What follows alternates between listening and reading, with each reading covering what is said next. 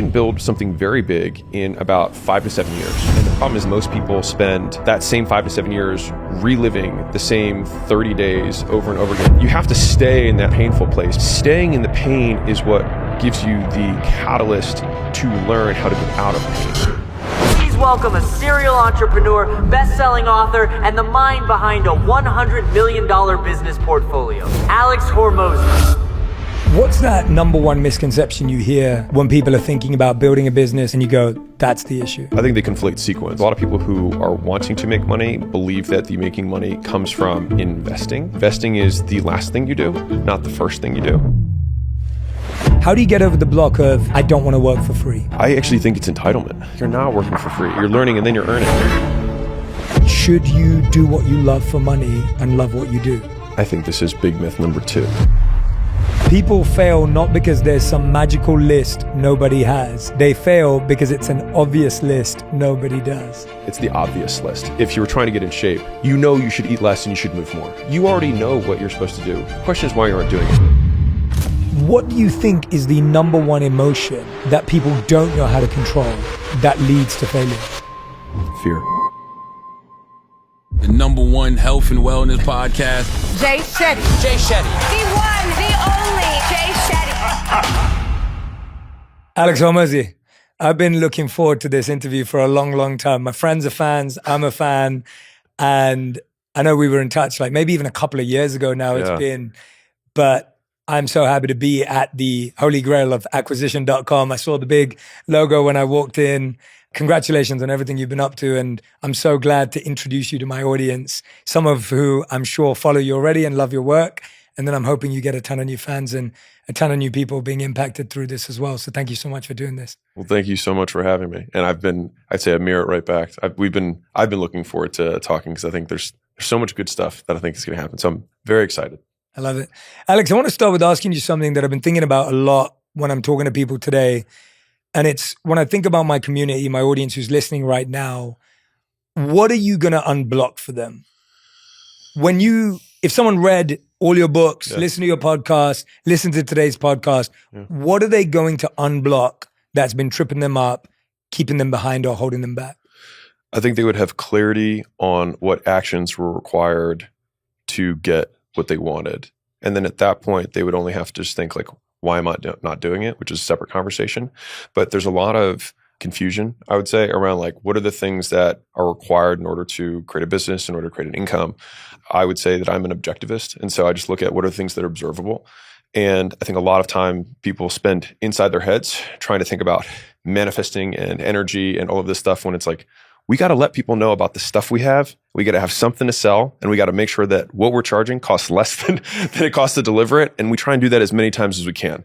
And so each of those pieces obviously has frameworks behind them, but they're all tied to one thing, which is just what actions are required. And that's been the single pervasive frame in my life that has made navigating reality significantly easier for me, because I was very confused coming up and I was like, I don't know what any of this is. And I read all these self-help books and I felt more confused after the 10th book than I did in the first book. And then it was just like, okay, what do I have to do? And then that is kind of what has started this journey for me. What's that number one misconception you hear when people are thinking about building a business, making money, changing their financial situation? What's the number one thing you hear and you go, that's the issue? I think they conflate sequence is probably the first and biggest thing, because a lot of people who are wanting to make money believe that the making money comes from investing, and investing is the last thing you do, not the first thing you do. And so one of the things is they'll look at people who are at the end of their careers and say, okay, well, these guys are making all these, these bets, right? If I just bought this meme coin or I just bought Bitcoin in 2013, I'd be super rich. But it actually doesn't take into consideration what a decision-making process like that would create, which is if you took a swing at every type of Bitcoin, because you can't just say, I would only pick this one. You'd have to say, I'd pick every single super long shot. It's like, we probably would have lost on 99 of the other bets. Mm-hmm. And so it's like, we have to take it in aggregate. And so I would say making active income cool again, rather than the passive bet and really just gambling, is probably the first thing that people mess up, is that they somehow think that working or active income is not scalable, when in reality, the people who have the most money typically have tremendously high incomes. And it's because of the excess of cash flow from that income are they able now to make big swings with riskier bets that sometimes pay off and sometimes don't. But you can't take those swings unless you have more cash flow that's coming in from the things you do every day. You know what? No one's ever said it that well, like from everyone I've spoken to. And I'm so glad you pointed it out because I completely agree. I have so many friends who, when they saw the rise of crypto or whatever it was, jumped in with a large sum of their life savings because they heard of a friend of a friend of a friend who'd made a killing, put it all in there. A week later, it dropped by like 10K. They pulled it all out. Right. The next week, it went up double. And it was just a mess. And so many of them lost like 10, 20, 30, 40,000 pounds, dollars. And it's all because you're thinking that's the way to get there. Right. And it's cooler and it's smarter and like you're a genius. Yeah, right. And you're right. Actually, everyone I know that's made amazing money on any of that already had tons of money. And it was play money for them. Yeah. So it just changed into this. So what's happening there? Why is it that we've been led down this thought process? And how do we get out of it? I mean, I think it's fundamentally the something for nothing fallacy of like, how can I get rich quick? How can I do it really easily? And basically, the more it feels like luck is usually where you should have your first red flag. I have a belief that if you control all the variables, then you can predict the outcome. Now, we don't always control all the variables in any given situation, but the greater number of variables we control, the greater influence we have over the outcome. And if you're getting into something like this and you're like, I actually don't even know what the variables are, then it's like you are 100% gambling. And so this is your life savings. Would you put it on black at the casino? Probably not. This is really not that different than that. Except at the casino, you have no nods at least. Right here, it's like you have no idea. And typically by the time, especially Gen Pop, kind of retail investors find out about something, it is the peak and it is too late. And so you have to be at the very beginning of these if you want to be speculative, which I wholeheartedly am not a big fan of speculative investments in general, because it's basically the greater fool theory, which is what they call it in the investment world, which is just like we just keep selling to the greater and greater fool until sometimes somebody is the greatest fool of all and then it drops, right? And so I prefer to think about, instead of thinking of investments and active income, I think of it just money per unit of time. And that kind of takes out this binary, or what I would consider a false binary of active and passive. And think, well, and I feel like I can prove this pretty clearly, which is we live in time and we collect money in that period of time. And so fundamentally, all we want to do if we want to increase our income is just think, what are we earning per unit? And this is where, again, bad piece of advice is like, never sell your time. It's like, okay, well, if someone give you $1 billion for an hour, would you not sell that? I would. Right? And so it's a question of how much is your time worth? And then that creates a much more actionable decision-making framework of, is this worth it or not? And to ladder up to the active versus passive, it's how active is it versus how passive is it? And it's my belief that nothing is passive because there's always going to be a certain amount of, if you're doing it right, let's say if you made one passive investment, if you're doing it the right way, you probably should have looked at 100 deals and all of that took time. And all of that takes diligence. And then after doing all this analysis, then you decide to make this investment. And so to say that it's passive, it's like it doesn't take into account all of the research that goes into ahead of time, which is absolutely still work. Now, after the investment, sure, but there's still time that you're trading. By first breaking that idea of like, in order for me to get rich, it must be something that I don't trade my time for, I think is like big myth number one. So if we assume that, then we say, okay, I have to trade my time for money because money comes in over time.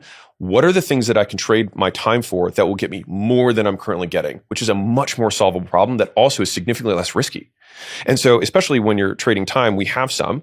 And so we really just risk the time to be like, I don't want to sell, I'm not a slave. It's like, calm down. It's a voluntary exchange. And here's the thing is, if you don't think the price is worth it, then don't make the trade. And that's one of the beauties of capitalism is it's two parties both saying they'll be better off. And so fundamentally, I would say the focus of the content, the stuff that I put out is how can I equip people with the skills so that when they trade that time, they get more for it and then continue to trade up and up and up for the rest of their careers. Yeah. I mean, that's actually such counterintuitive advice to what I feel has been spreading on the internet for the last 2 decades of every conversation's around passive income. Yeah. I feel like every one of my friends is addicted to figuring out how they can make passive income. Oh. And those are the same people that are not making any more money than they already were. Yeah. But it's this addiction and obsession with, if I figure this out, then I can quit my day job and whatever it may be. Yeah, and I've had influence. So my neighbor is he owns Panda Express. And so last time I checked, they did $3.7 billion in revenue and they have about a 27% net margin. So he took home $935 million in personal income not investment, income. And so people see his investment portfolio, which is impressive, as you can imagine, been doing it for 45 years. And so that starts to add up, right? But the thing is he can only take these kind of bigger swings or bigger bets because he has this very regular cash flow that he spent 45 years building. And I would say that what's interesting is that you can build something very big in about 5 to 7 years. And the problem is that I think most people spend that same 5 to 7 years reliving the same 30 days over and over again, jumping from thing to thing to thing, and never actually getting the root set so that they can pay down their ignorance tax of not knowing enough. Basically, I would say there's 5 stages that most newer entrepreneurs or people who want to pursue income go through. So the first is what I call uninformed optimism. So your friend tells you about this thing they made 10 grand on, and you're like, that sounds amazing. You're uninformed, but you're optimistic, right? And so then you get into it, and then all of a sudden you get to informed pessimism. So you get in and then you put your money in and then it drops and you're like, wow, this sucks. And then, people are like, buy the dip. And so you're like, okay, I'm going to put more money in. And so then you get to kind of stage 3, which is the valley of despair, where you're like, oh my God, I've lost so much money. I have no idea what's going on right now. And at stage 3, there's kind of a fork. And so either people then go, well, my other friend told me about this other thing, and they jump back to step 1 and go to uninformed optimism. And then they funnel through that loop over and over again. Now, to break through that dip, you have to basically get to stage 4, which is informed optimism. So now you understand the rules of the game, you understand the variables at play, and it's not as good as you thought it was, but you at least get it. And so from there, then you can get to achievement, which is the 5th step. But the thing is that you have to stay in that 3rd painful place, because staying in the pain is what gives you the catalyst to learn how to get out of pain.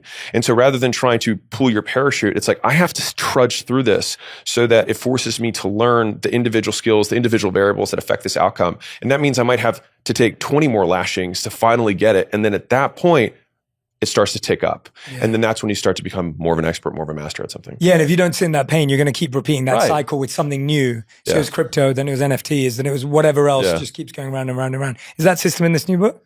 So this is probably for one chunk above that. Okay, got it. No, because I love the way you break down the journey that we go through in our mind. Yeah. And you do that with multiple things, because I think we don't even see it. No. Like that pattern you just explained is a pattern you could live for 3 decades. You've just saved people 3 decades of pain by pointing it out and saying, well, this is what you're doing. Yeah. And here's how to shift that.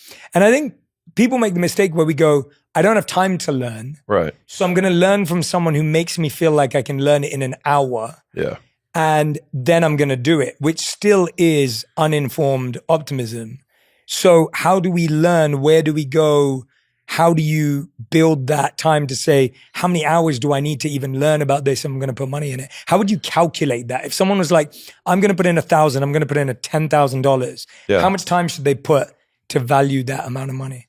So great question. I would reframe the premise, which would be we'd still be operating under this as I'm going to put money into something.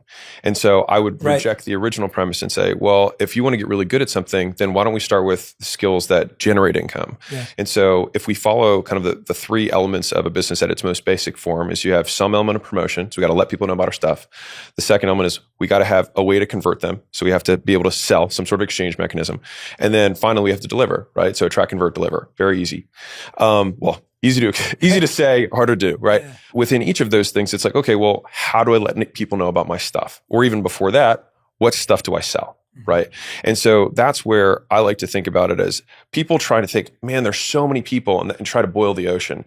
Like it's impossible to try and think, what business could I possibly start? Because you're trying to address the world. When it's much easier to say, what are the problems that exist in my life? And I kind of think about it as the 3 Ps. Like most businesses come out of a passion. So something that you're just inherently interested in. They come out of a profession. So you currently exchange, right now you have a job, whatever it is.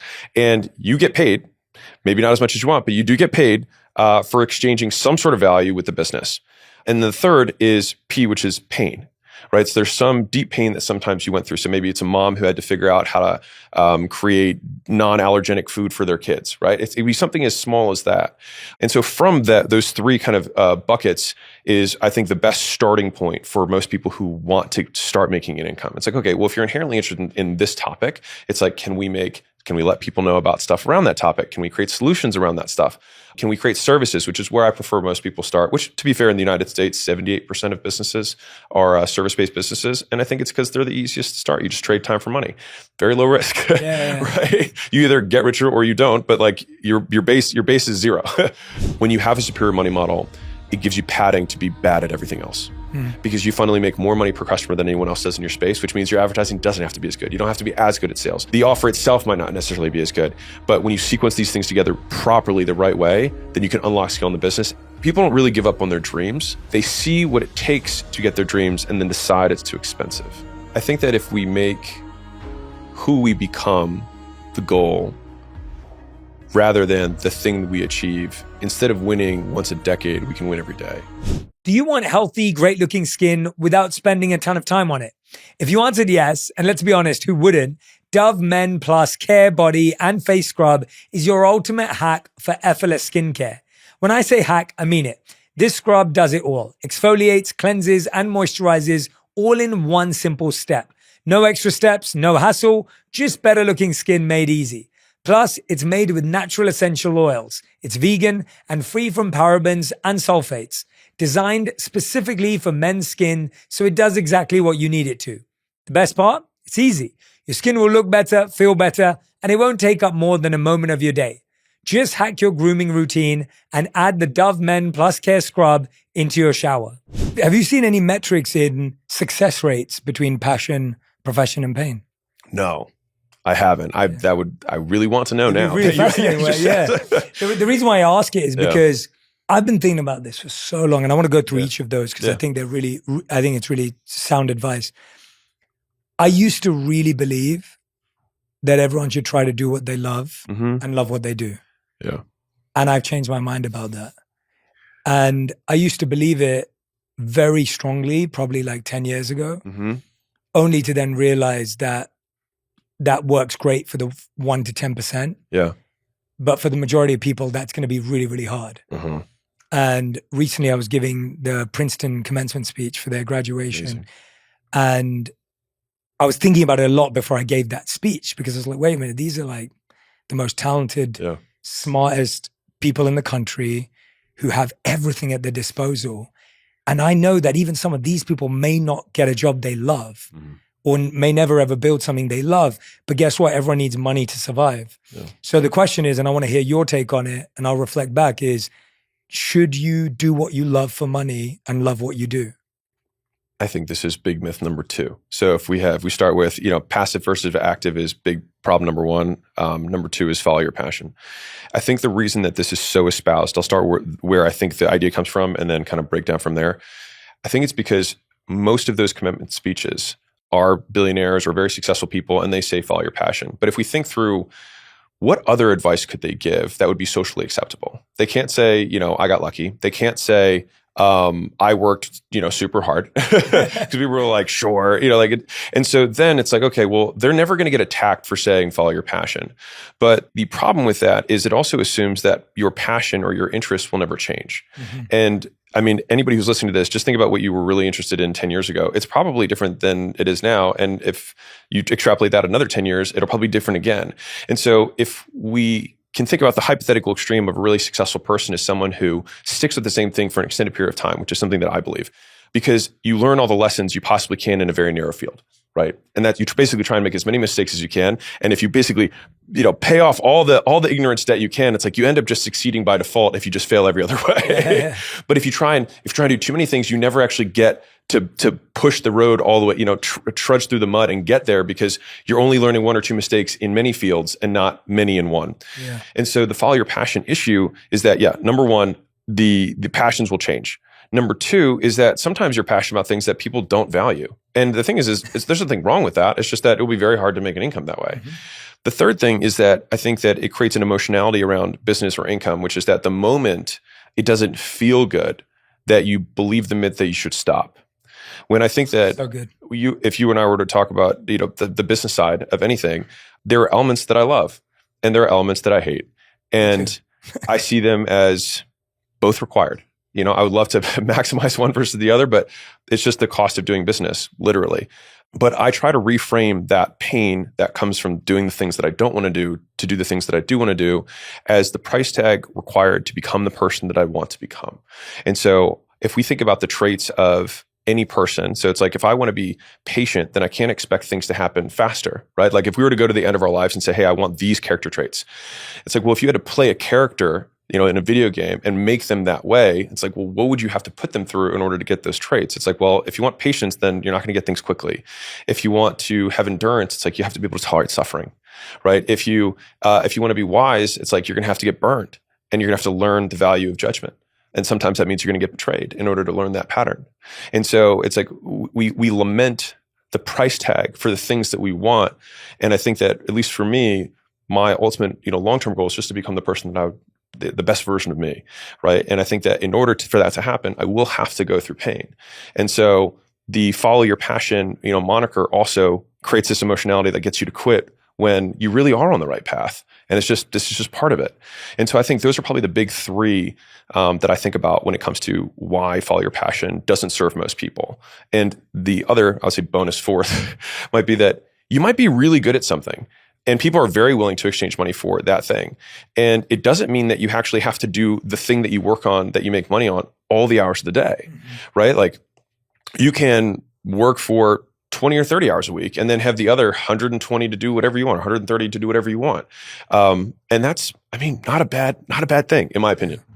Yeah, that's the reason I asked it. And I think even the advice, follow your passion, doesn't mean focus on your passion, right? Like there's this confusion with like time. So even when I think about it in my life, when I left the monastery and went to work as a consultant because I needed to pay the bills, again, a very real decision because I was 25 years old living in my loft room in my parents' house again.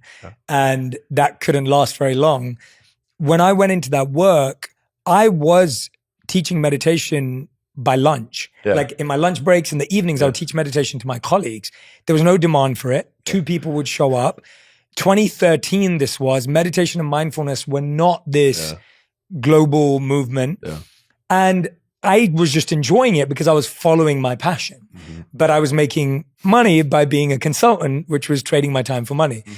As I followed that passion more, I got more confidence in it. The market changed. We're in a very different landscape today, 12 years on, for there being business opportunities in wellness and health that didn't exist 12 years ago. And so now following my passion for all of that time meant there was a time when I could focus on it. But let's say I had another passion that wasn't monetizable, people weren't interested in it at all. I could follow it for years and bring it into my work and bring it into my life, and it'd be beautiful and I'd be more fulfilled.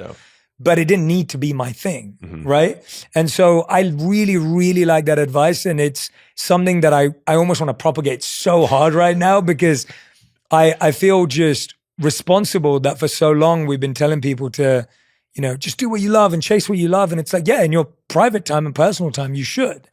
But don't think that has to be the thing you make money from, especially if you have a really obscure gift. I 100% agree. I'm a utilitarian. I tend to be I've probably edged too much on pragmatic. And maybe that's just the immigrant upbringing of just like, how are you going to pay your bills? That's all anyone cared about. Well, the funny thing is I had that too. For sure. My parents are immigrants too. But I think that I think I got really lucky to figure out what I loved really early. And I got really lucky that I got to get really good at it really early. I had this mentor really early on in my career who said, never do what you love, because then it becomes work.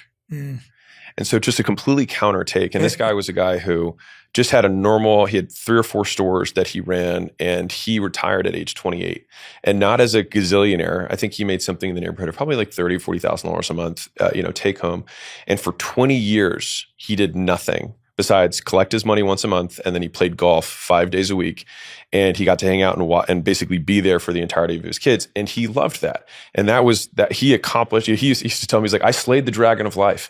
And so what's interesting is that now that his girls are out of the house, he now is going back, and he's back into work. He's like, well, what am I going to do now, right?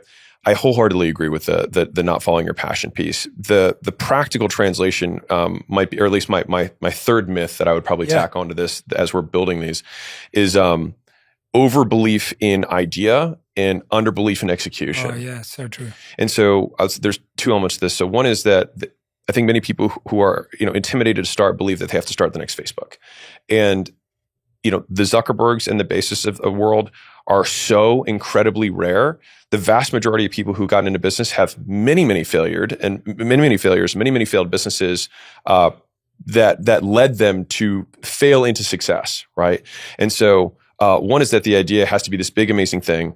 And the second is that that the idea itself is the success, right? Because they'll share it with as many people as they can, and they almost scratch the itch of starting when you haven't done anything. I say there's basically 4 steps to starting a business. It's like you have to get an LLC, you take the LLC to a bank, and then you get a bank account, and then you connect that bank account to a payment processor. And then you go ask a stranger if you can do something in exchange for money. And if you do all 4 of those things, you have a business. That's it, right? And so a lot of people like spend years being like, I'm going to start a business one day. It's like, you can do it tomorrow. You can literally do all of this tomorrow. And then it's like, okay, well then how do I get the person to exchange money? It's like, well, you reach out to the people you know, right? You open your phone, you look at the 400 contacts you have there, you open up your Facebook profile, you have 300 friends, you look at those friends, and then you just say, hey, you send a personal video, you send a personal text and say, hey, I am starting this thing. This is what we're doing. This is what I'm solving. Do you know anybody? That's it. And so it's not even like you're asking your friends to buy something from you. What's interesting though is that 90% of the time, the person who responds is, oh, you could do that for me if you want. But that just gives you the easiest way that costs $0. And because we're all connected with the internet and phones, it's like the barrier to entry has never been lower than it is now. It's just the problem is that the barrier to distraction is even lower. What stood out to me there is the personal text, the video, and the email. And then the fact that you're asking your friends to introduce you to people who may want it, not asking them directly. That first part, the amount of emails I get, and I'm sure you get as well, of people pitching their services to you, but none of them are personalized.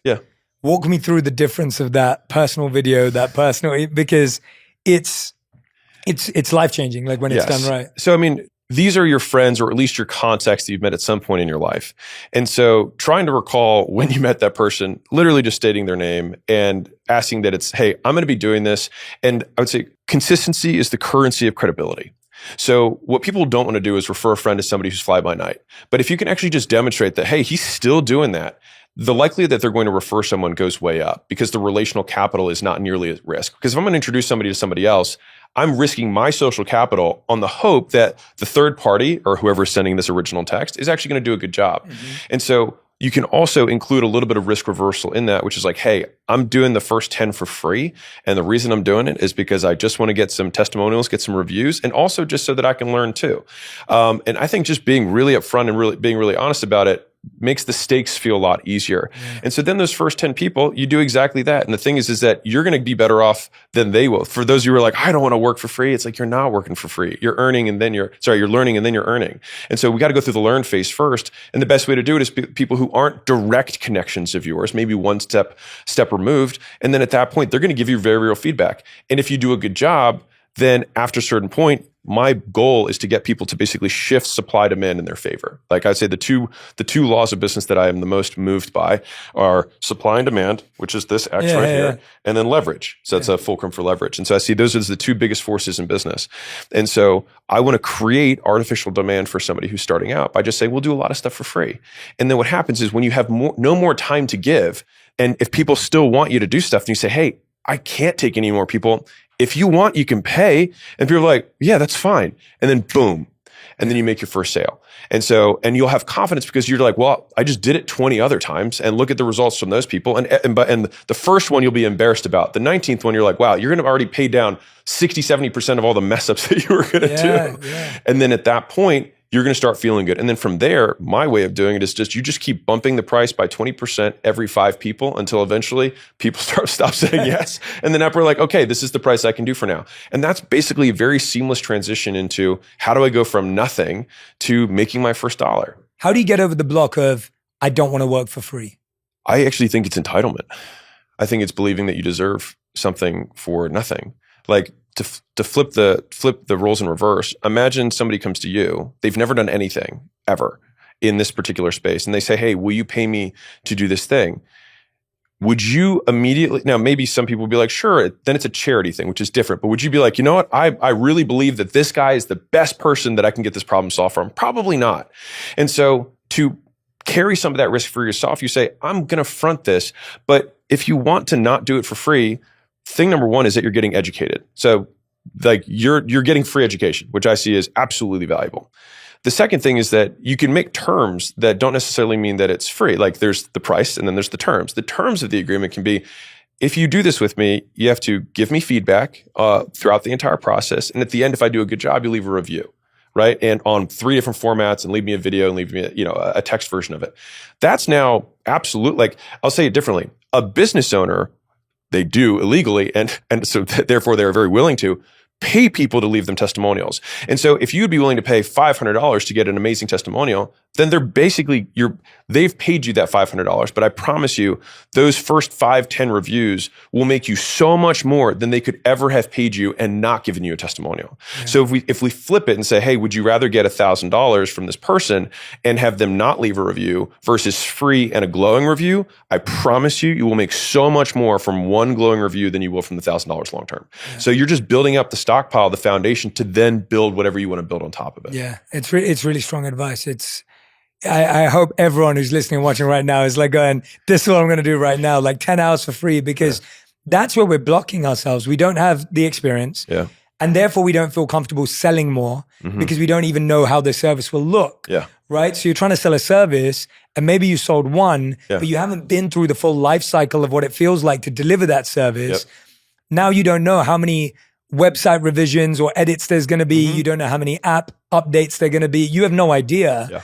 And now you're actually less likely to go sell another one because you're scared that you don't even know if you can do it. And I feel under that entitlement is an insecurity of, I don't actually even know how to do this. Like I've got a lot of friends who are like really talented, really skilled. They actually would do a great job. Yeah. But because they've never just done 10 clients for free, they don't know how it's going to be if they went and got 100 clients tomorrow. Yeah. So they're scared of getting 100 clients. Yeah. Not because they're not capable, but because they haven't taken 10 clients through the process. So I'm going to give you something super tactical for the audience. Yeah, please. Just 10 by 10. So give 10 people 10 hours. And so you can say, hey, I'm going to do 10 hours of work for free. That is a really compelling offer. And you're going to do it one-on-one and ideally with them. And so if you want to build the website, build it in front of them for the 10 hours so they can give you real-time feedback. If you want to, write email copy, you still meet with them once a week or not, ideally multiple times a week during that, so you can pay down that 10 hours faster. And if you're worried, you can do 5 people for 5 hours. That matters less, but it's more that one-on-one. So the least scalable thing possible, and it's free labor that they can track. The reason that's such a compelling offer is that everyone, even in every country, even minimum wage has value. Anybody can understand that 5 hours of work is a material amount of work that you're choosing to give away for free. And so even if you have no expertise, labor at base price is still worth something. And so if you add on expertise, it becomes a very compelling offer. But the beauty of that setup of having 5 or 10 hours that you choose to spend is that there's basically, if you're doing it one-on-one, there's almost no technical, component to it. You don't have to like build all these calendaring and schedule. It's just like, you're just going to text those 5 people, hey, you want to do same time tomorrow. Very simple. And then for each of those, calls that you'll take with them, in the very first call, you just say, hey, I want to just be clear. What's the problem? What do you want to solve? And do you mind at the end of the 5 hours we spend together, if this was good, if I can tell you about what I do? If you just set that pre-frame up front, and then you do the hours on the 5th call or the 5th hour or the 10th hour, you can say, hey, remember I said at the beginning, I was like, has this been good so far? It's like, awesome. Let me just recap what we've done, what we've covered and the progress we've made. Do you feel happy about that? Great. So this is what I think it would look like. Because also you spent those 5 or 10 hours getting as much information or ammunition from them of all the other problems that you could potentially solve. And then at that point it says, hey, I think that I can solve problem 1, 2, and 3. It'll take me maybe 6 months, but this is what kind of an engagement would look like. How does that sound to you? That's all you have to do. And the thing is that after you give someone 5 or 10 hours, there's so much reciprocity that's built up. They're like, well, shoot. I mean, sure. Now, if somebody on the first call says, no, I don't want to, then it's like, you don't even need to continue. And so one of the big things that I'm a big proponent of is absolutely give stuff away for free to people who are qualified. Yes. And so we're like, I don't want a lot of tire kickers. It's like, for sure. Neither do I.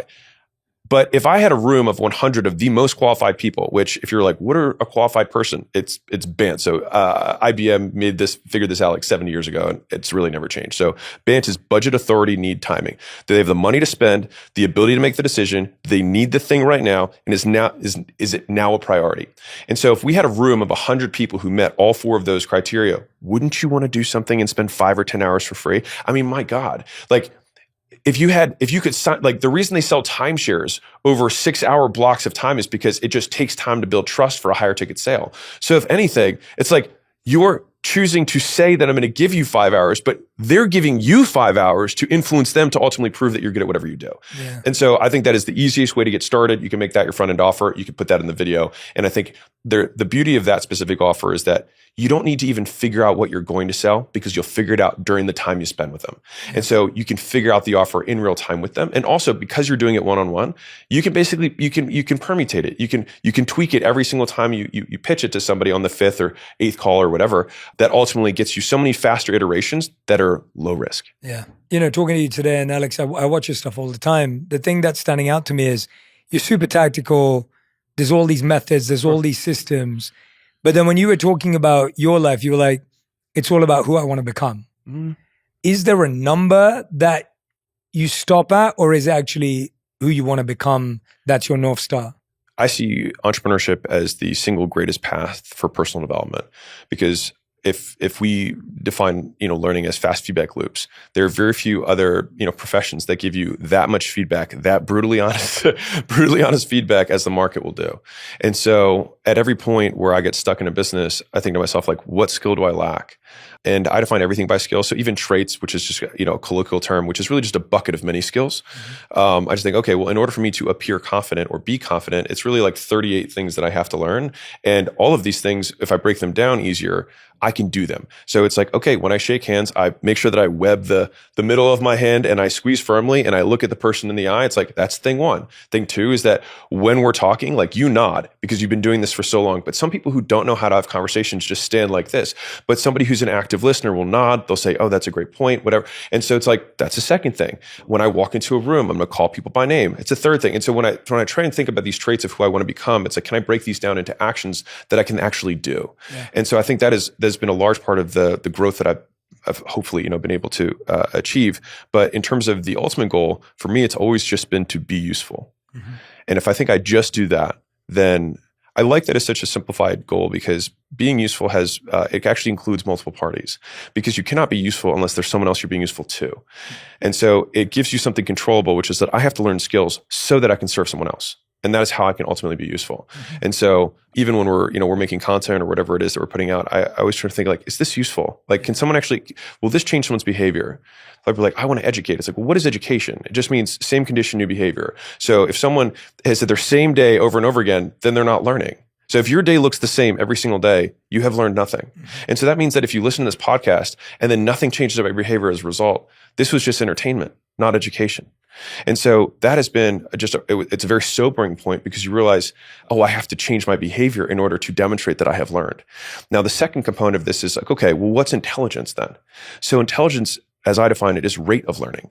So how quickly do I change my behavior in the same condition based on some stimulus? Mm-hmm. And so if you in a very real way, you can influence your intelligence by being willing to change faster. And so if you've heard 10 podcasts and then you eventually change versus somebody who listens to one and then changes, that person is more intelligent than you are. And so I see that as actually really encouraging, because it means like, oh my God, I have an active control on how quickly I can learn simply by changing my behavior. Mm-hmm. And so that has been kind of my modus operandi for how I live life. Yeah, I want to dive into that, but as an aside, no. The reason why you'll get it in a second. As an aside, I've been really embarrassed in my handshake lately. It's because I've got a really bad case of tennis elbow.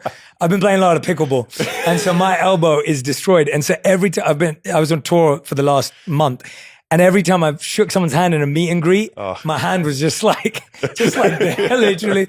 And I felt so embarrassed. But every time I did a proper handshake, my elbow would hurt. Anyway, but so you just brought back all that trauma. I really appreciate that mindset, because it's what you said earlier, that it actually sets you up for long-term success, even when things are not going your way, when the results may not go your way, when you're having to do the things you hate. Like, it's only when that's your North Star that you can do all of that. Yeah. Whereas if your North Star is just a number or just an exit or whatever it may be, it's really, really hard when you feel like that exit is just further and further away and that number's further and further away. And I'm sure that you've met, so many entrepreneurs that they have their exit, and everyone almost has invariably the same story. I went to a beach, I drank Mai Tais for a month, and then realized that this wasn't for me. Yeah. And so one of the refrains that I have in my head all the time is, you are the problem. Like me talking to me, but like, we are the problem. And so we have this issue where we fundamentally just always want what we can't have. Single people want to get married people want to be single. And so it's more that we just want something different almost all the time. And so it's that desire, and you're the monk here, so you know more about this than I do. That's the issue. Like, that's the core problem. And so even everyone right now who doesn't have a business is like, man, I would like to start a business someday. And then all the people who start businesses are like, my God, I can't wait to get out of this thing, right? And so it's just, there are pros and cons on both sides. There are trade-offs. And I would say that if there was a fourth myth that we would tackle, it's that people want the benefits of multiple paths without the trade-offs of each. And so I think one of the reasons, so there's lots of, content of like, talk to 80-year-olds and they'll tell you, their biggest life regrets. But what I find really interesting is that typically what they will do is they will assume all of the benefits of their current life and say, I also wish I had the benefits of this other path. Yes. Without the costs of that other path that are unknown. And also they forget to subtract all the benefits of their existing path. And so I like to play it out. It's like, okay, well, if I were to do this other path and make that trade, would I be better off? And most times it ends up just being like, I'd probably be about as happy as I am now. Right? Like, it's like, oh man, the one that got away. It's like, you'd probably be about just as happy as you are now. As soon as you play it out a couple of years, it's like, you'd probably be about the same. And so that's actually dramatically reduced my kind of regret analysis from a living perspective. But I think the trade-off part is so important because, especially when you're starting out or even when you're more advanced in business, there's what I call the fallacy of the perfect pick, which is that we overanalyze things because we think that we have to get it just right. Because we think that if we pick just perfectly, we'll find a way to get only benefits and no costs. And it doesn't exist. And so instead, people just stay stuck thinking that there is some pick that they're not seeing, but it's just not true. And so I think the faster you're willing to make the trade-offs and actually spell them out, like, these are the things I'm willing to trade. Because I think a lot of people, when they want to like pursue any endeavor, they immediately think, and I think this is a little bit more Western, is that they think about addition. They think about how many more things can I do? How many more things can I add to my calendar? But most, like right now, you currently have a quote full calendar. You live 24 hours a day and you do stuff. And so I think it's more valuable to think, what am I willing to give up?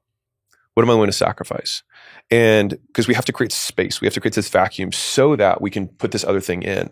And so those are the trades. And I think in the beginning, the trades are sometimes, more emotional because in the beginning, it's more, my friends will think this is weird. They don't want to get this text. What if someone says, oh yeah, you're starting your business, I forgot. Or, oh, you're not coming out with us. Are you really doing that thing again? Dude, it's not going to, hey man, I love you, man. Like, I'm supporting you, right? Or your mom's like, are you really going to pursue podcasting as a thing? Right? Right? Yeah.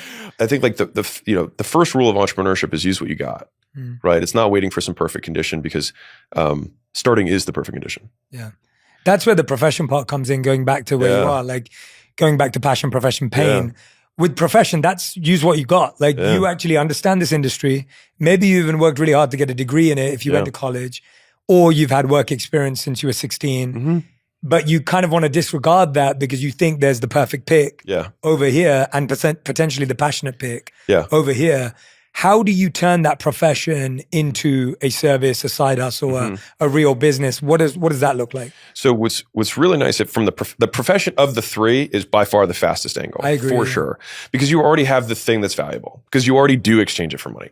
And so the only thing you actually have to add at that point is promotion and conversion. So you have to say, how do I let people know about this thing that I'm doing? And secondarily, how do I get these people, once they find out, to give me money? Right. And so from a letting people know about it, I gave one of 8 ways of letting people know. So there's warm outreach. So that's letting people know one-on-one about your stuff. There's cold outreach, which is one-on-one to strangers.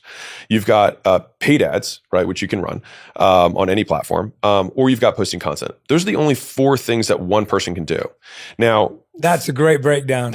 There's only 4 things. Yeah. Because you start thinking there's a million things I have to do. You've got strangers and people you know, and you've got one-on-one and one-to-many. So good. That's the 4 box. So good. Now, from those core 4, you then unlock 4 others, which is that I can do one-on-one outbound, or I can post content, or I can run ads to get customers who then get me more customers, to get affiliates or partners who get me more customers, to get employees who will then do these things on my behalf to get me more customers, or to get agencies who will then do it as a vendor on my behalf. And so the first is everyone must start with the core 4. Even if you get a bunch of partners who then promote on your behalf, you still started with a message that you sent to somebody, right? And so the core 4 is the first activity that you must do in order to promote. These other things are higher leverage, that makes sense, but this is the core 4 that you start with. Once you have someone who's responding to you and say, hey, I'm interested in your stuff, which takes someone from a contact to an engaged lead, right? They've shown interest. Then we basically have to take them from engaged to ideally somebody who's going to buy, right? And so that process at the most basic level is going to be a conversation that leads to a conversion, right? And so I have a very simple framework that I encourage people who are starting out to follow, which I call CLOSER. And so it's an acronym, so it's easy to remember. So C stands for clarify, which you begin the conversation by like, hey, why'd you respond to my thing, right? And the nice thing is that whenever you promote, you only are really going to have a conversation with someone who engages back, right? So you always have the reason why right at the front. So what made you comment on my post? What made you DM me after that? What made you respond to my ad? What made you even respond to my original message or call, right? So that you have that reason. So what made you do that? Clarify. Then you have L, which is you label them with a problem. So, okay, so what I'm hearing is this is a problem and this is what you're trying to solve. Does that sound about right? Okay, cool. Then we go to O, which is overview their past experiences. And so here we're simply asking them more or less the same 4 questions, which is, okay, what have you done so far? How did that work for you? What was good? What was bad? And then we try and tie that to our solution, the pieces that we can solve. It's like, oh, well, I think you might like this because we have this other element. I'll get to that later, but okay, this is great. What else have you done? What else have you done? And so that's kind of a pain cycle. And the reason the pain cycle is important is because in order to increase motivation in the short term, we have to basically expand the deprivation around the thing that they want. And so we have to increase its priority in the short term to get them to take action. And that's why that cycle is so important. The 4th is S, which is we sell the vacation. And so we want to talk about the outcomes of what the experience is going to be like once the problem's solved, rather than just having some long-winded pitch. And what's very interesting about the sell portion is that most people talk way too much. We try and get it to under 320 words. So it doesn't, like, people, if you can very accurately describe someone's existing condition to them and say, so it sounds like you're struggling with this, and it sounds like you're struggling with this, and it sounds like you're struggling with this, and if we solve this one, this is what unlocks. We solve this one, this is what unlocks, and we solve this one unlocks. Is that about right? They're like, yeah. It's like, we can totally help you. A lot of times you actually don't need to say, if you nail the pain part, the pitch is very easy. And so I am a big believer in having 3 points in whatever pitch you have. So you can always chunk it up. You know, like I have our attract, convert, deliver. You have, okay, how do we get people to find out? How do we convert them? And how do we give them the stuff, right? Having 3 elements of whatever it is. I mean, I used to do sales scripts for, different companies back in the day. So it's like, I had a mortgage lead company and they're like, okay, well, the leads are, timely. You want them to be qualified and you want them to be exclusive. Okay, great. If you're in fitness, it's like you need to work out, you need to eat right, and you need to have accountability. If you have all 3, then you can't fail, right? And so there's always 3, and then with each of those 3, I have kind of in the back pocket a little anecdote to give an example of that. So that way it makes it more real for the person rather than explaining all the sets and reps and all that stuff. No one cares. That's why it's selling the vacation, not the plane flight. We're not going to sell how we're going to get there. We're going to sell where we're going to go. Mm-hmm. And so once we do S, then we go to E. So at that point, we ask for the sale. If they say no, then E and R come into play. E is explaining away their concerns. There's only 5, right? They're going to have a timing issue. I've got a lot going on right now. They have a money issue. I don't think it's worth it. They have a decision maker problem, which is I don't have the authority to make the decision. I need someone else's permission. They're going to have a stall issue, which is let me think about it. And then there's 5th is preferences. So I don't like this particular thing about your product or solution, which is just saying that they want your results a different way. And so basically, once you understand how to overcome each of those 5 issues, which they are all actually just fallacies in decision making.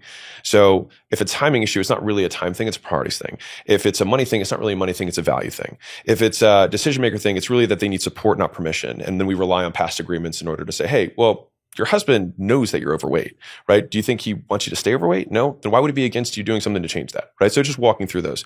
And I go through all of them, but that's yeah. I love it. It's great. Yeah, this is a masterclass, man. And then from a stalling perspective, it's actually helping someone make a decision because a lot of people don't know how to decide because you will have this conversation far more than every person you talk to. People maybe only have 5, 10 sales conversations a year. If you are selling for a business, you'll have 4 or 5 a day. And so you should absolutely always be more equipped than they are to solve the problem. The one that I skipped was preferences, which is, I like, hey, I really want, my friend Charlotte, she lost 30 pounds doing your thing, but can I just keep eating the food that I'm currently eating? And so they want their results your way. And so the easiest way to explain around that is if you change the variables, change the outcome. Do you like the outcome? Yeah, well then don't change the variables. And this is the only thing that I can give you confidence in. And the question is you eating the food you want more important than you looking the way you want to look? And that's a real question. And if the person says, yes, it is, then it's like, okay, well then nothing's going to change if you don't change. Yeah. And so then you get to have a real conversation. But each of those are the fundamental kind of ways of getting over them. And so once you explain away the concerns, after each explanation, you always ask again. So does that help? Does that solve that for you? Great. So You ready to move forward? You ready to do whatever the next thing is? And then finally is R. And the R actually happens after the sale and is something that I added years later in my career. It used to just be close. The R is reinforce the decision. So in the 24 hours post-purchase is when the vast majority of people either have cold feet or they regret, or you can reinforce it and it becomes a super positive, right? And so people, believe it or not, there's tons of research that supports this, is that they will make a decision about your business based on the first 24 hours post-purchase. So it's this huge moment where you can make a first impression that pre-frames the remainder of the relationship that you have with them. And so being incredibly dialed of like, hey, so you bought, let me tell you what the next steps are going to be. We're going to take these steps and we're going to tie that to goal, right? So you said you wanted these 3 things. The way that we're going to solve these 3 things is these 3 steps. These are the actions you take. We're going to meet tomorrow at this time. I'll see you there. Or if you have a onboarding rep, then you'd go from there. But that fundamentally is how you'd have the conversion conversation. And so to loop back to, if I'm a professional, how do I do this? It's like, well, you're going to use the core 4. You're going to reach out to people. Once they respond, you'll initiate the conversation where you go through the closer framework, and then you make them an offer to do your stuff, which will be either moonlighting or, in the morning. And what's really interesting is that people think that their 9 to 5 is getting in the way of their dreams when it's really their 5 to 9. And so 5 a.m. to 9 a.m., it's like it's 4 prime hours. And then 5 p.m. to 9 p.m., it's another 4 prime hours. So it's like you've got a full workday that you can work, which I strongly recommend. I think a lot of people are big on the burn the boats thing. And I think there's a time and a place for that. But if you have a family and you've got a mortgage, I would recommend you keep your job Yeah, I agree. and then supplement your income. And then at the point where your supplemental income in your off time surpasses your full-time income, that is when I say make the jump. And for me, because I actually, believe it or not, tend to be a relatively risk-averse person, I would say if you do that for 6 months, because there's going to be volatility in the business, and I'll also just play out the next problem that they're going to have, if that's all right. Go for it. So much value, man. So much value. So volatility is a symptom of insufficient volume. And so if you feel like you're like, man, I got a couple customers and then, the leads stop coming in. It's like, well, you're doing insufficient volume. You're not doing enough of the core 4. We have to post more content. We have to post more ads. We have to do more reach outs, right? That's what we have to do. Yeah. And so if you think, okay, well, I've been doing these reach outs and, no one's responding or things like that. One, we need to make sure that the offer that we have is good, which I think we started with the 5-hour thing. I think it's a great first offer. But under that assumption, if we do this, I have a rule of 100, which is that you do 100 per day. So that means you're doing either 100 minutes that you're putting into posting content, and you post, to be very clear, and you post. You spend $100 a day on ads, or you do 100 reach outs. And if you want to be crazy, you can do all 3. And so in those scenarios, the key is that you have to keep going. And so if you get, let's say you do the rule of 100 and you get 1 sale a week, okay, then if you want to, that would give you 4 sales a month roughly. If you're like, man, I want to go from 4 sales a month to 16 sales a month. The nice thing is that you actually have a clear input-output equation, which is that, okay, it costs me 700 primary, efforts to get 1 sale. And so that volatility feels like it's only 1, but it's because you're not doing enough. If I take that 700 and do 700 per day, then all of a sudden I'll be making 1 sale a day. And fundamentally, that little compression process is the only thing that separates very small businesses from very large businesses. Most small business owners have no idea how much more volume the guys who are ahead of them put out. I remember I had a conversation at the very beginning of me deciding to make content after I sold the company, where I said, hey, I really want to learn this Instagram game and content game. And so I talked to somebody who's a big influencer. And I said, can you analyze my stuff and tell me what I'm doing wrong? And he said, dude, you're not doing anything wrong. You're just doing too little. And so he said, pull up your Instagram. And I pulled it up and I think I was doing like a post every other day or something like that. And he's like, dude, I got 4 posts a day. Yeah. And I was like, whoa. And then he said, pull up your LinkedIn. And I don't think I posted on LinkedIn. He's like, I got 10 posts a day. And he's like, pull up your Twitter at the time, now X. Is like, I had nothing, right? So he went side by side. He's like, I'm putting out 70, 80 a day and you're putting out 1 every other and you're complaining. And I was like, got it. Yeah. And so most people dramatically underestimate the amount of volume that is required. And that volume has a great feedback loop for skill, because you do these iterations and you will suck. Yeah. And that is okay. And as long as you, like, the process that I have for improving any part of any system is just do a tremendous amount of volume. Let's say we do 100 whatevers. We look at the top 10% of the ones that got the highest response rate, or the ones that got the most views, or the ads that got the most clicks. We say, okay, what was different about these top 10% compared to the other 90? And so the next 100 we say, let's just try and just do the thing we did in the top 10%. We do it again. And that continual refinement process has been the key to all the stuff that we've done. It's just look at what worked, do more of that. And so if you were in the professional bucket, that is more or less kind of the approach that I would take to get that first dollar. Everyone needs to listen to that 15 minutes every day. I'm not kidding. That was the most amount of value I think has ever been packed in the 15 minutes that I've ever heard in my entire life. And I'm not kidding. That is such brilliant advice. Totally broken down step by step. I mean, you could make like 70 posts off of just the last 15 minutes. It was and I mean that. I'm not just saying that because right now, as you're speaking, I've got so many friends that I've got in my head that are exactly at that point. And it's either the volume that's messing them up. It's either not having the plan to how do you pitch and convert. 2 questions. The first is, how do you stop being scared of sucking? Because a lot of my friends are scared of sucking. Mm-hmm.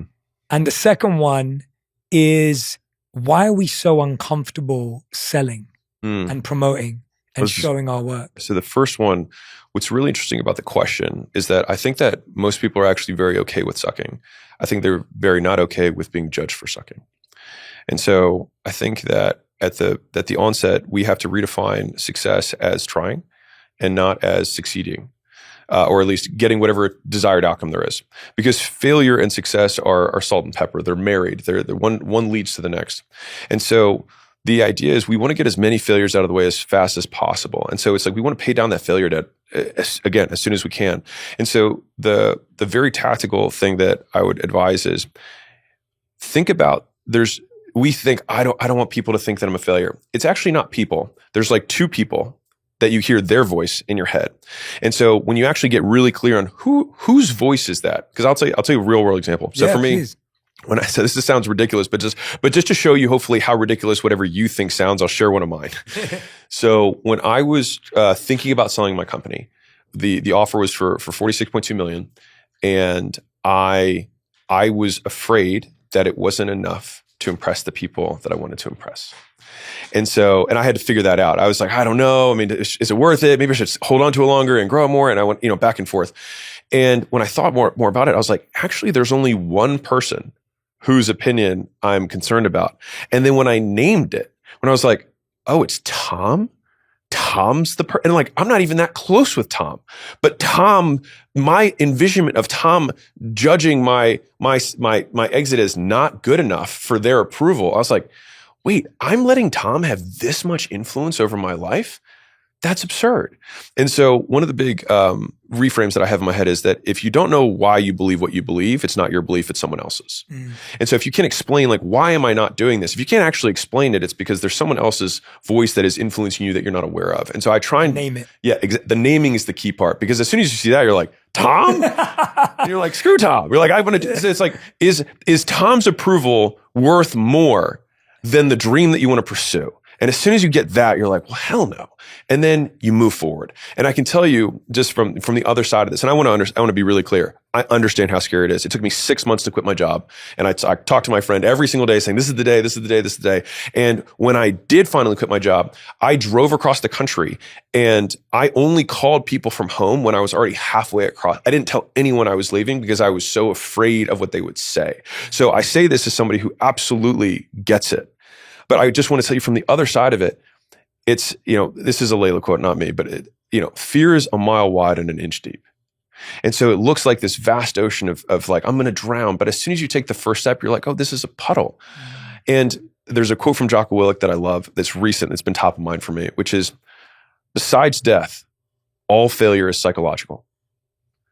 And it's just the longer you think about it, the more you're like, wait, all failure is just me drawing an arbitrary line in the sand that I say anything that does not meet the standard will force me to be upset. That's it. Yeah. And so it's like, okay, well, if I don't die, then I can keep going. Yeah. And if I don't die, then it means I can stand it.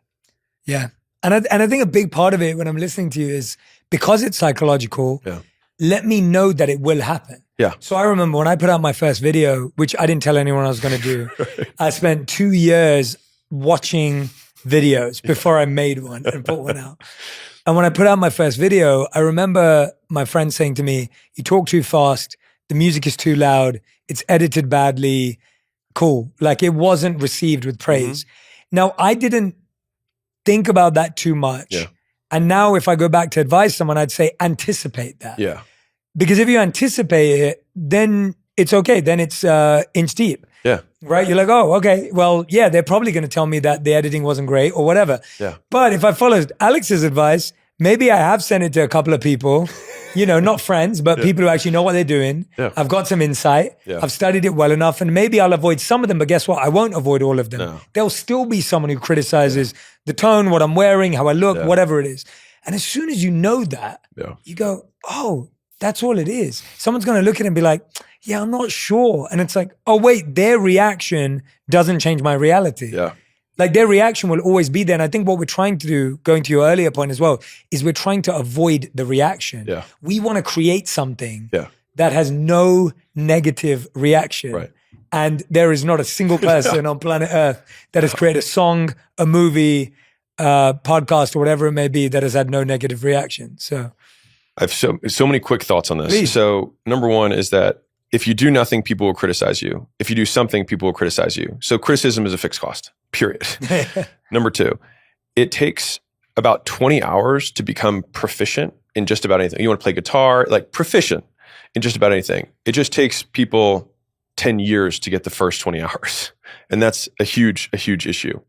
The third is that when you're thinking about feedback is, one, not all feedback is created equal. You don't want to listen to the people who are closest to you. You want to listen to the people who are closest to your goals. And so listen to the people who are already at your goals, who already have achieved those goals, and listen to their feedback. Because I'll say, for example, for me, like if I mean, I rarely do, but if I post anything of me at the gym, the only people who comment are people who are smaller than me. No guy who is bigger than me ever has talked shit about, about my, my fitness stuff. And so to the same degree, anybody who's who's a real entrepreneur is going to be like, hell yeah, man, you got out there. Oh, of course you failed. I mean, obviously you failed, but that's okay, right? Everyone falls the first time, right? From the Matrix. And so expect failure. And I think that if you can play it out, there's a really wonderful Stoic frame around this, which is the frame of the veteran, which is if you were to imagine whatever bad experience occurs happening 1,000 times more in a row, how would you feel on the 1,000th time? And if that's how you're going to feel on the 1,000th time with the exact same condition, you might as well feel that way today. And it's just been a really, like if you're like, man, I hate traffic. It's like, okay, let's assume traffic is a constant and it happens for the next 1,000 days. You'd probably be like, well, it's just how it is. Totally. Right. And so this is just how it is. That's the feedback that you're going to get from the videos. And it's going to keep happening. And it's okay. Yeah. Your point just now of the problem is it takes us 10 years to get the first 20 hours is so true. I know something that because people are often like that to me, like, Jay, how do you solve a problem? I'm like, if I think something's a big problem to solve or a skill to learn, I will cancel every evening plan this week and I will cancel my entire weekend. And all I'm doing this weekend is figuring out that skill. I'll get a coach, I'll commit to the time, and I'll be around that community of people. Those are my 3 practices or things to develop a skill. And then this weekend is dedicated to getting good at X. And it's like, if I don't get enough hours in this weekend, the next 4 weekends are dedicated to that thing. And all of a sudden in a month, I've solved a problem that could have taken me 6 years.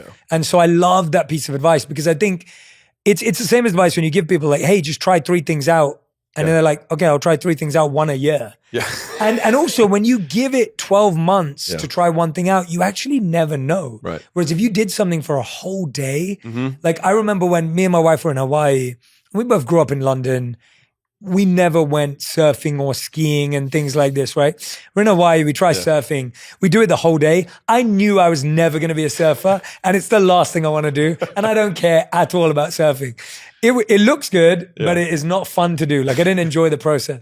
And I'm like, but if I went like for 30 minutes one day, then I'd be like, oh, well, maybe I just didn't do it right. Yeah. And then you're like, okay, I'll go 30 minutes next year. I'll do an hour next year. And so we just keep elongating the kind of failure rate or knowing how quickly something's important or not. I think it's getting completely immersed and just soaked in whatever the thing that you're trying to pursue. So I'll tell you a comparable story. So when I had my first business, I've never been a tech-oriented person. Now I try not to speak that over myself, but like I'm working on it. And so I was like, I have to learn how to build web pages. I hate relying on these IT guys. They're slow. They don't build it the right way. And so this is right as some of the early kind of softwares they come out. And I had put it off, and then I finally said, both days this weekend, I'm locking the doors, I'm closing the frames, I'm turning off my phone, and I just had a simple page. I said, I'm just going to copy this page. I just want to see if I can figure it out. And I set 2 full days aside, and I finished it by noon. Yeah. But I had put it off for weeks. And so most times it's almost like fear is a mile wide and an inch deep. So is ignorance. It's like, it's more than you expect, but less than you think. Yeah. Right. Yeah. You get in and then you're like, oh, there's only 4 parts to this. Okay. Now you want to wrap your arms around it. And I think that's why having these kind of longer, intense sessions, you kind of drink all of it up. Because if you did multiple 30-minute sessions, for example, it's like, it'll take you the first 15 minutes to get back into what did I just learn last time? And then it's very hard to make progress. And so I'm a massive advocate of full shutdown days. I mean, drink your coffee, get your good night's sleep, and then put your earplugs in and then like lock in. Yeah, absolutely. Absolutely. And then the second question was, why are we so uncomfortable with selling, promoting ourselves, putting ourselves out there? So I would put this two separate buckets. So one is the promotion, which is kind of public embarrassment, public harassment, that stuff, kind of right? About, yeah.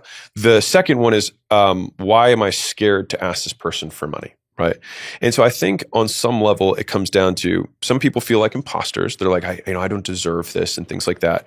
But I think that there's a very tactical way to overcome that, which is you outwork your self-doubt. And so if you've done those 20. And I think it's the people who haven't done the 20 who feel like imposters. But if you've done it 20 times and you're like, I know what's going to happen next. And I know what your problem is. And I also know I can solve it. And so your conviction goes up because you're not exaggerating anything. You're not puffing your chest. You're just, one of my big rules of persuasion is state the facts and tell the truth. And so you're like, listen, I've done 20 of these. You have the same issues as these people. This is what I did for them. I think I can do the same thing for you. We're not exaggerating. We're not claiming anything. We're just saying like, this is what's happened. And so I think that will dramatically decrease the anxiety around the conversation. The second piece is the fear of like rejection in the micro. And so it's always overstated because the worst thing they can say is no. And then you say, okay, fine, no worries. Like, not a big deal. I'll just ask somebody else, right? Like, if anything, sales is like dating. It's a numbers game. Like, you have to be willing to say, and this is why I like rule of 100 a lot, is have 100 conversations. And I promise you, your anxiety will go down because you'll just habituate. And so and this is the psychological way of actually curing phobias. If you're afraid of spiders, the fastest way to cure spiders is lock you in a room with spiders. You'll have a couple panic attacks. You'll pass out. You'll wake back up and the spider's still there. You pass out, wake back up. And eventually you're just like, all right, I'm used to it. Yeah. And so that's also one of the telltale signs of an experienced salesman is that in the close, when the stakes are high, their pulse is the same.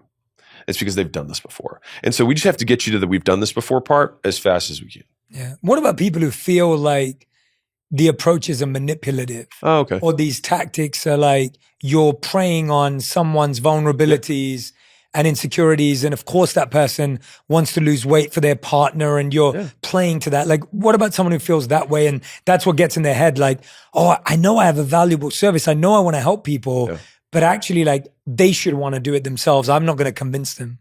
So I'll define 2 things. So one, I see the process of selling as arranging the variables to increase the likelihood a sale occurs. That is the selling process. And so we want to use all the variables we can because if we can control the variables, we control the outcome. And so I see then underneath of that, the difference between help and manipulation is intention. And so you use the exact same variables to influence someone's purchasing decision. But if your intention is to scam them out of money and not help them, then for sure I hope you feel all the feelings that you have right now.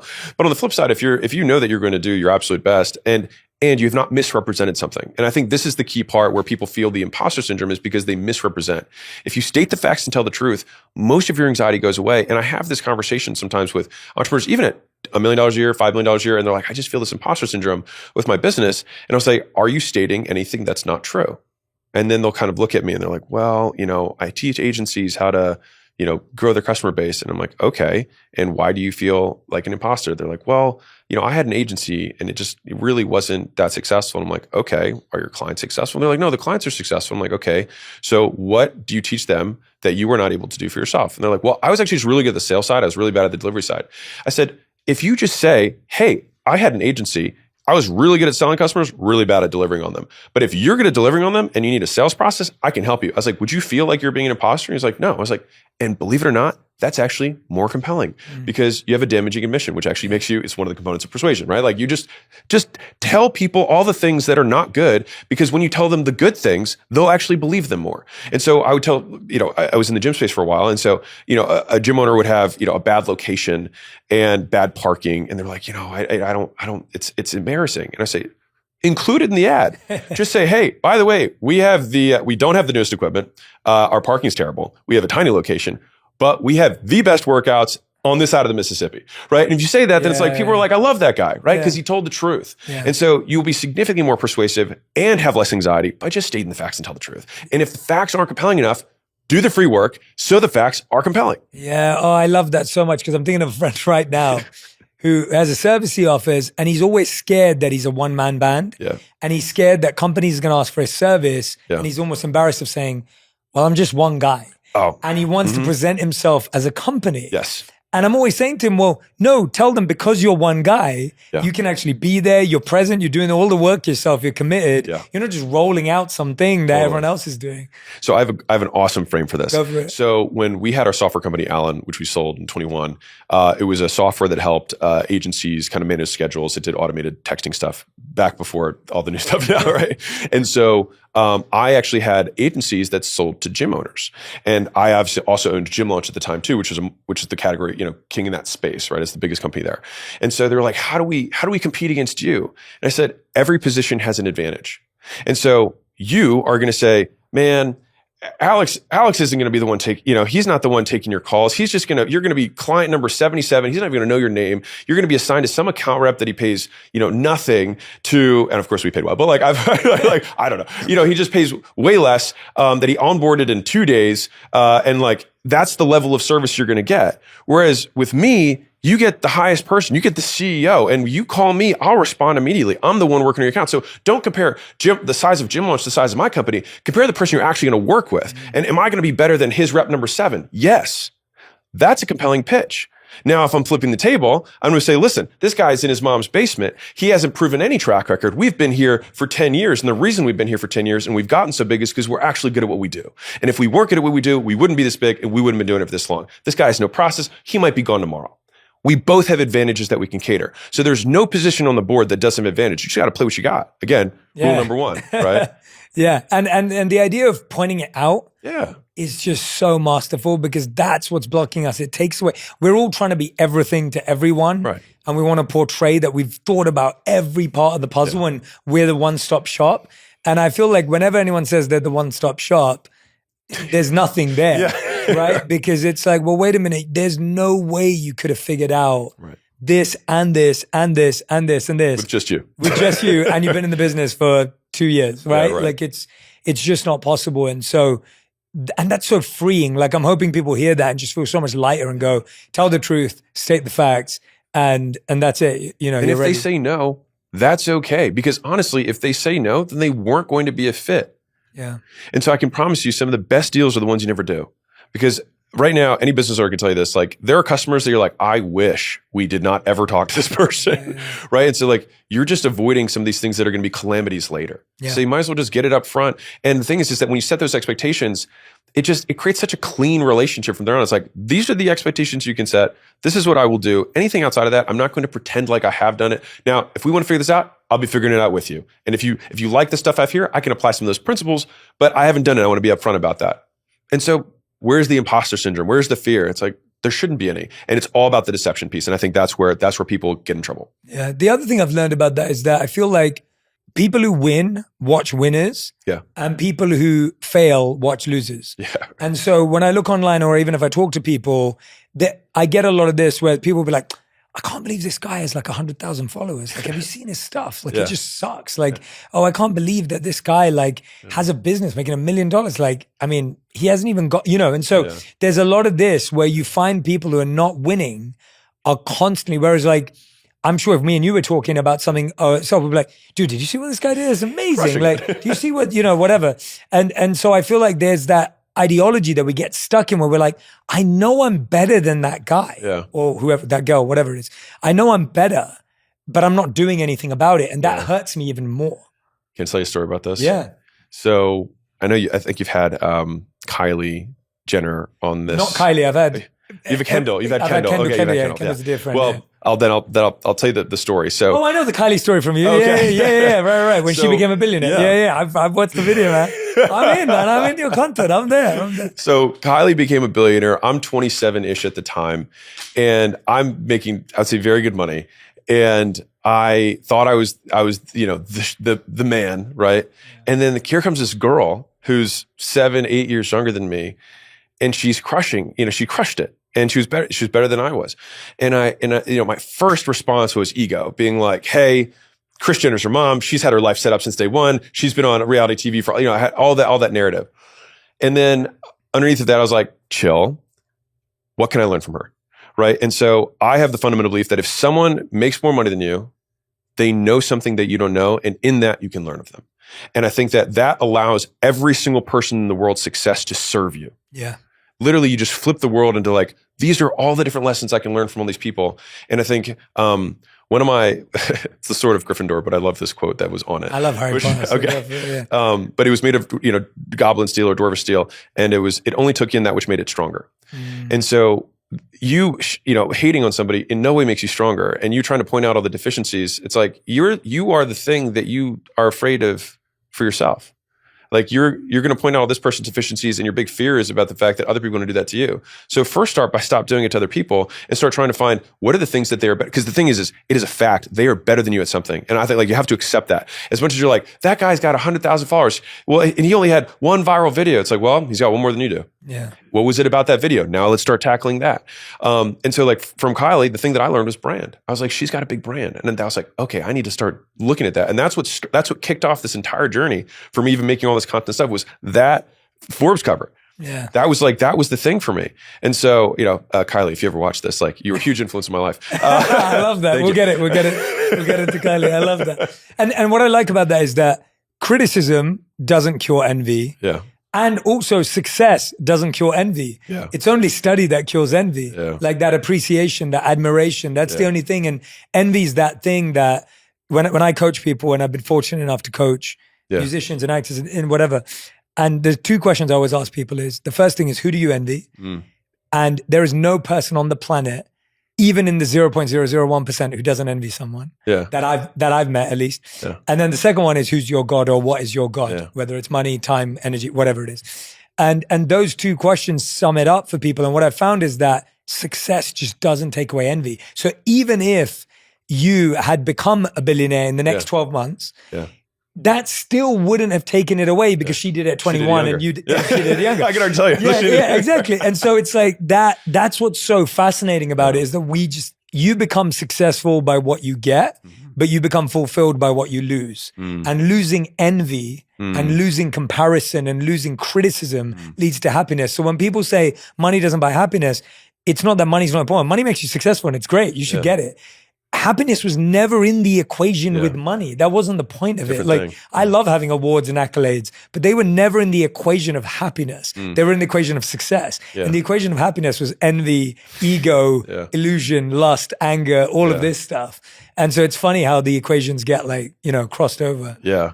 Oh, I loved everything that you said. No, it really resonates hearing about it from your story, and also just like breaking it down for people and making it really simple and going like, let's stop demonizing people who are selling well or making money and doing this thing, because it leads to a certain part of the puzzle.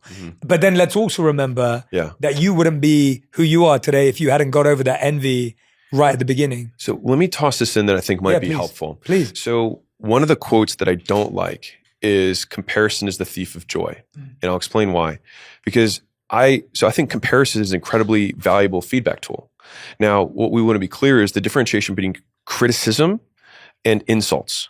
And so insults are attack on someone's character, saying, and I'll give you an example. And a criticism is the difference between expected and reality, right? Or desired and actual.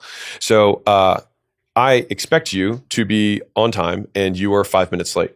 Okay, cool. So I say, hey, you were 5 minutes late. This was the expectation. This is what happened. That is criticism, right? Insult, and you're lazy. And so if we can pull those things apart, we can take the good of, because I think our brains are comparison brains. Like it's how we orient ourselves in the world. Where am I? And very tough. Maybe years and years of monk study can maybe get you out of it. But I think for the vast majority of people, comparison is going to be fixed in their brain. And so it's like we want to use that. We want to use that skill of learning to point out the discrepancy between where they are and where I am, so that I can create steps so that I can get better. I want to completely eliminate and erase insults. And also on the flip side, if someone insults me, this is a side note, but like if the big fear that many people have on promoting or selling is that someone's going to say something bad about them, and so that they're going to get insulted. And the biggest reframe that's been helpful for me is simply translating all hate or insults into he lives his life in a way that I would not prefer. Mm-hmm.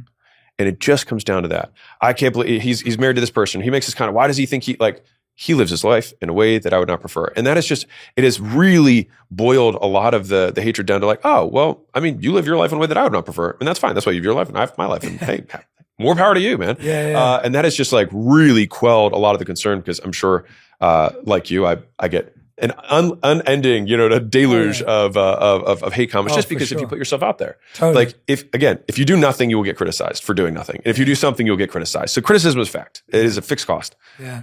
And that's why I agree with you on the comparison point. And that's why I look at comparison as two kind of brothers, study and envy. Yeah. And so that's the choice you have. 100%. Like we have to compare. Yeah. Comparison is a fixed, you're going to compare because the brain is wired that way. And it's either I compare myself with envy or study. Yeah. And those are my two choices. I'm going to compare. And so this idea of never comparing yourself to anyone is actually a lie and a myth in and of itself. Right. Because if you never compared yourself to anyone, you wouldn't have goals, you wouldn't aspire for anything, you wouldn't become better. There's no feedback. There's no feedback. Because you can't say, well, this is where I was and this is what happened. Like that is a comparison. And so I say that because one of the things we have is feedback is fuel, right? And so it's like, I want as much fuel as I can. Yeah, exactly. And that's such a, you've said the word feedback's come up so many times today, where you mentioned it so many times, and to see feedback as fuel is the only way to have an iterative, constantly evolving process. And I find that, there's the famous quote from Albert Einstein where he said, insanity is doing the same thing over and over again, expecting a different result. And feedback is the way you don't do the same thing over and over again. You can change it every time. Mm-hmm. But so many of us keep doing something even when it doesn't work, hoping for that different outcome. Mm-hmm. Why?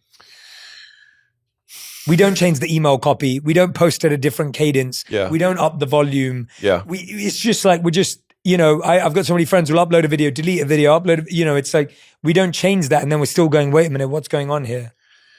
So my worldview on why anyone does anything is that they've been rewarded for doing that in the past. And so, one of the really difficult things with language in general is that there's descriptive and explanatory language. And so, for example, I'll give the simplest example. Timmy stole a bike because he is dishonest. Okay, well, if we define dishonest, we would say, well, dishonest people steal things. But that's a circular definition. It doesn't actually help. The explanation of why did he actually steal it is because he's been rewarded for stealing in the past, and so he repeated that action because it got him something good. And same thing goes for lying, same thing goes for cheating, all of these things. Like, why does someone do it? It's like because they've been rewarded for doing so in the past. They've been reinforced. And so why do people do anything? That is, and my worldview is somewhat different than I think many people's, because I come from everything from a behaviorist perspective, but it has made me significantly better at business because I get better at predicting behavior. And so I'll give you a simple example. So there was an exec at one of the companies, and I was talking to one of the other owners, and they were like, "Hey, this guy said that he would leave if we changed his title or whatever." And I said, okay, well, how many times have you changed his title historically? And he said, plenty of times. And I said, okay, has he ever left? And the answer was no. And I said, so based on his history of behavior, I would say that he says these things to decrease the likelihood that you do it because that's his preference. But the likelihood that he quits as a result is low.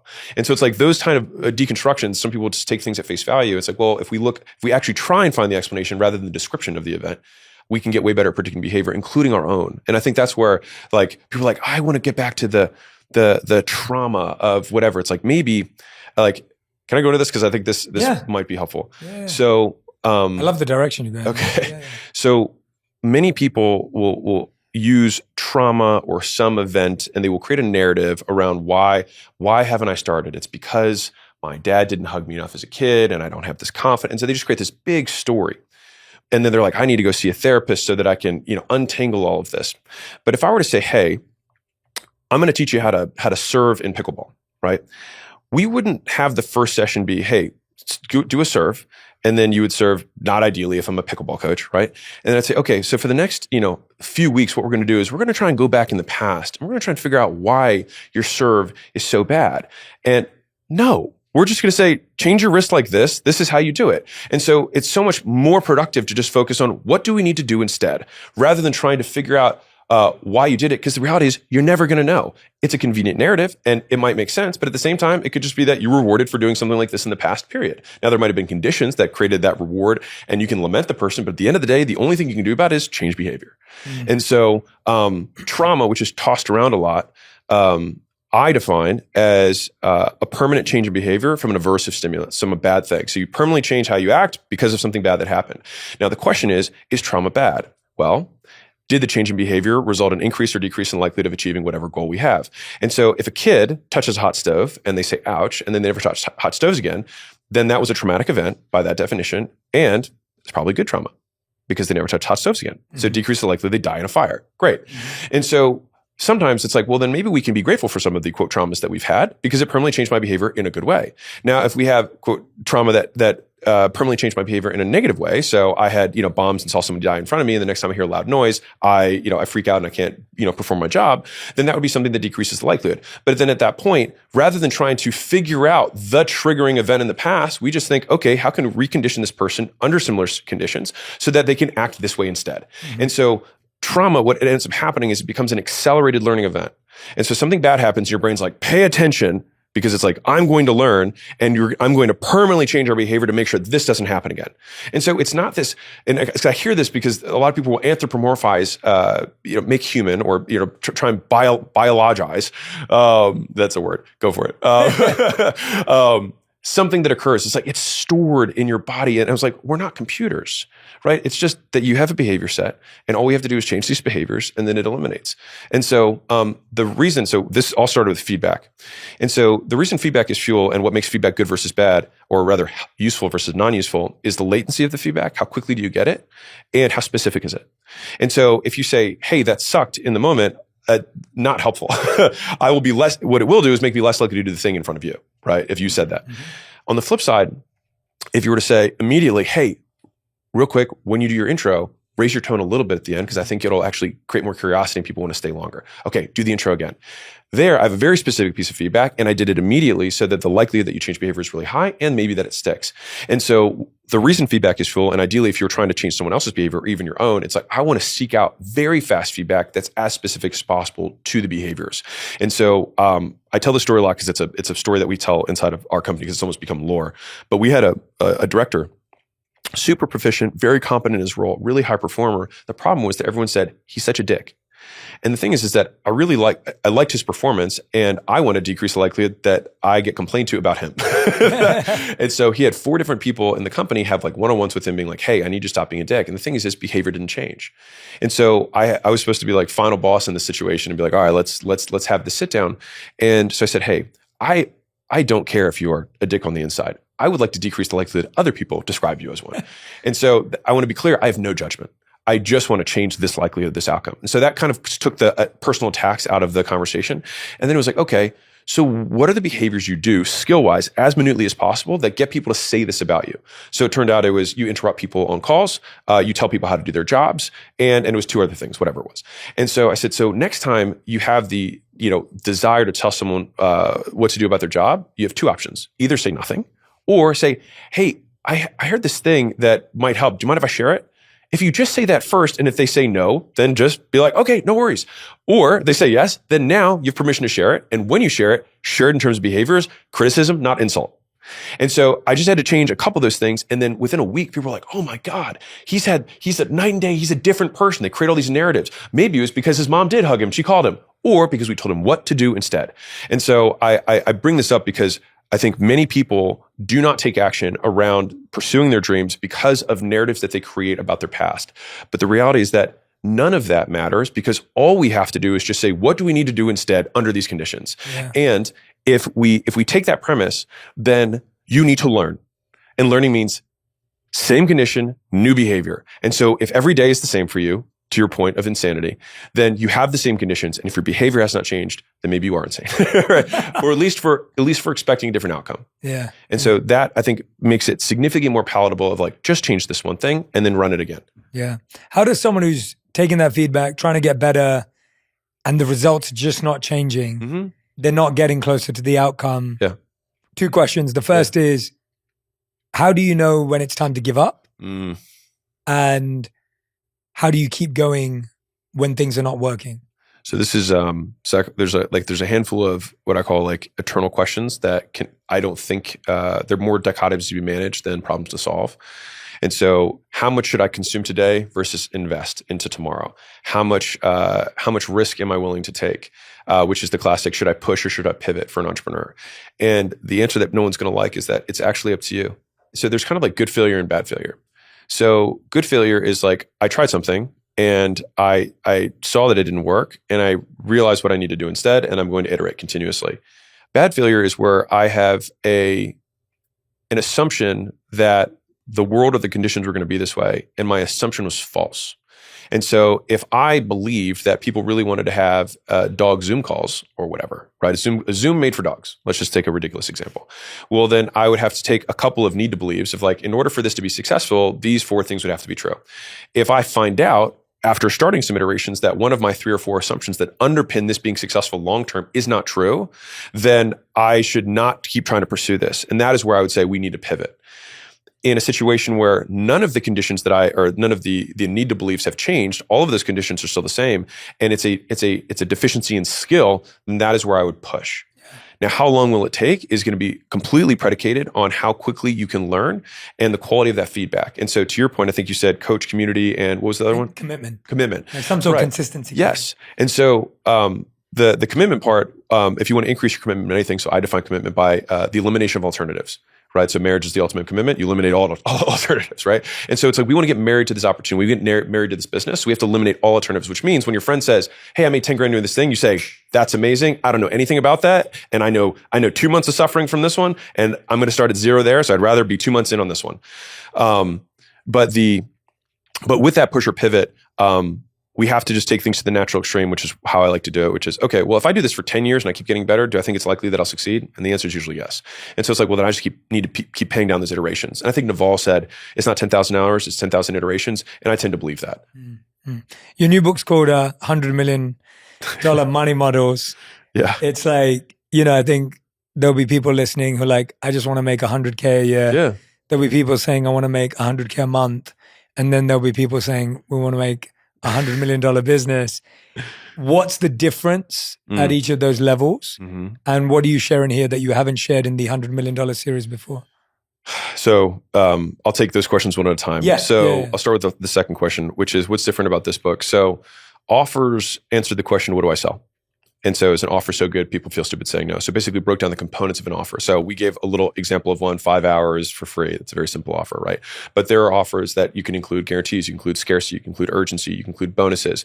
And then the actual core value of itself, there's a way to increase the value of anything. So we use something called the value equation, which is probably the most known framework I have, which is there are 4 people say like create value. But when you say, how do I operationalize that? If I say to a 5-year-old, create value, they're like, I don't know what that means. And so how do we break that down to behaviors? So one is that some dream outcomes are going to be more valuable to somebody than something else. So if I go to a guy and say, hey, I can make you rich, or I say, hey, I can make you good looking, most men in general will say, I'd rather be rich. If you go to women, it flips the other way. But for them, that means that the outcome itself is going to be some outcomes are worth more than others. That's one element of value. The second element of value is perceived likelihood of achievement. How risky is it? How likely is it to occur? So if I said, hey, I can make you rich and it's guaranteed, it's going to be significantly more valuable than if it's you have to take a huge amount of risk. The third variable is going to be speed. So from the time you make the decision to the time you get what you want, hey, I can guarantee that you're going to get rich, but it's going to take 20 years. Plenty of people make that. But a lot of people are like, well, but now it's 20 years. I want to get rich tomorrow, right? So time is going to be a component of it. And then the fourth component is effort and sacrifice, which is 2 sides of the same coin. Effort is all the things that you must do that you don't want to do as a result of this decision. And on the flip side, sacrifice is all the things you have to give up that you would prefer to do, but you can no longer do as a result of the decision. Mm-hmm. And so if we want to make the most valuable offer, then we want to create something that is a huge dream outcome, that happens guaranteed, that is immediate, and that they don't have to do anything for. Now, no offer is that good. But those are the hypothetical extremes, the ideals that we strive towards. And I think that's a beautiful thing for entrepreneurs is that all we try to do is just get closer and closer to all 4 of those pillars. So that is the core of the offers book. The leads book is the core 4. So we went over earlier. So how do you promote anything? And so that book takes all 8 of the components, core 4 you do, and then the core 4 that other people do on your behalf, and breaks down in nitty-gritty detail, step-by-step, how to do them. This book answers the question, how do I make money? Right. And so it's like, okay, well, I know what to sell and I know how to advertise it, but how do I turn that process into making money? And so most people, like the thing that separates, when I look back on all the companies that I've owned, advised, sold, the thing that separated the businesses that were moderately successful from the ones that were exceptionally successful is that they had a better money model. And a money model is the core economic unit of the business. So it's a deliberate sequence of offers that is ideally tailored to do one financial outcome, which is you collect enough cash from one customer in the first 30 days to get and service 2 more customers. And so when you have that amount of cash up front, then it unlocks cash flow for the business to grow as much as it wants, or at least until the next constraint of the business. And so when I looked at all the money models that I created, there's basically four different objectives to make that happen. So one is, how do I get more people interested? So that's going to be the nature of the offer, buy X, get Y free, giveaways, things like that, okay, I can structure this thing in a way that makes way more people interested than just saying, hey, buy my thing. The second element is, okay, how do I get those people to spend more money than they otherwise would? So there's different money models around that. The third is going to be, how do I make them spend their money faster? How do I pull that cash flow forward? And then the fourth element of a money model is, how do I get them to do it again and again and again, which can either be recurring in a membership or reoccurring like Coca-Cola. You still buy it again and again, it's just not on subscription. And so if you have all 4 of those things, then you have a business that can create tons and tons of demand, get lots and lots of money up front, and get people to buy again and again, which then creates stability and cash flow for the business long term. And so that is basically the 4 pillars of the book, and it's broken down in those 4 steps of these are the front end offers that do this. These are the transition points to how do I get someone to take the next thing that's going to be more expensive, or how to get to take the bottom thing, or how to create payment plans, how to create downsells. All of those components which ultimately make businesses significantly more successful. And I started writing this in 2019. It was the first book that I started. So it was actually called Lead Generation and Monetization Structures, which, very, very sexy name. Yeah. But this was, I had a mentor who told me, hey, you're in the sale process right now. You should document all the artifacts, kind of crystallized knowledge. Great advice. At that point. And so that is what started that book. Now, offers and leads were basically, that book was like this thick. And I was like, I can't.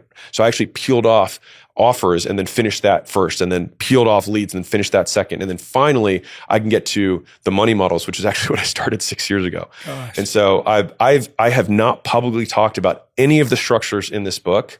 And I feel like I'm giving birth. I've been pregnant for 6 years, conceptually pregnant. And I want to give birth to this thing because I think that this will make the largest impact on business owners' bottom line of anything that I've ever made. And it's been the source of the vast majority of my material success, is being able to do this, because when you have a superior money model, it gives you padding to be bad at everything else. Because you finally make more money per customer than anyone else does in your space, which means your advertising doesn't have to be as good. You don't have to be as good at sales.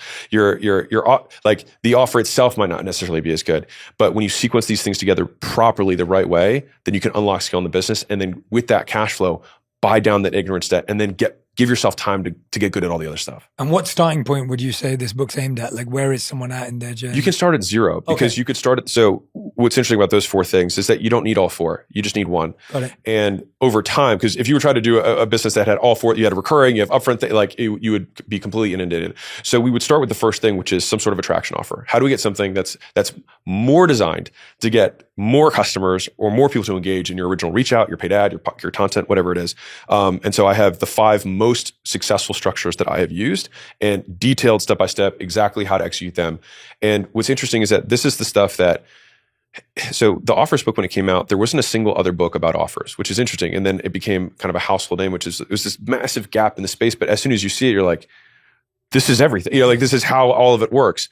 I think that money models will be that same thing, where there's not a single book that ties those concepts together. And as soon as I think it will exist in that huge gap that once you see it, you can analyze any business in that same way, and specifically your own. Yeah.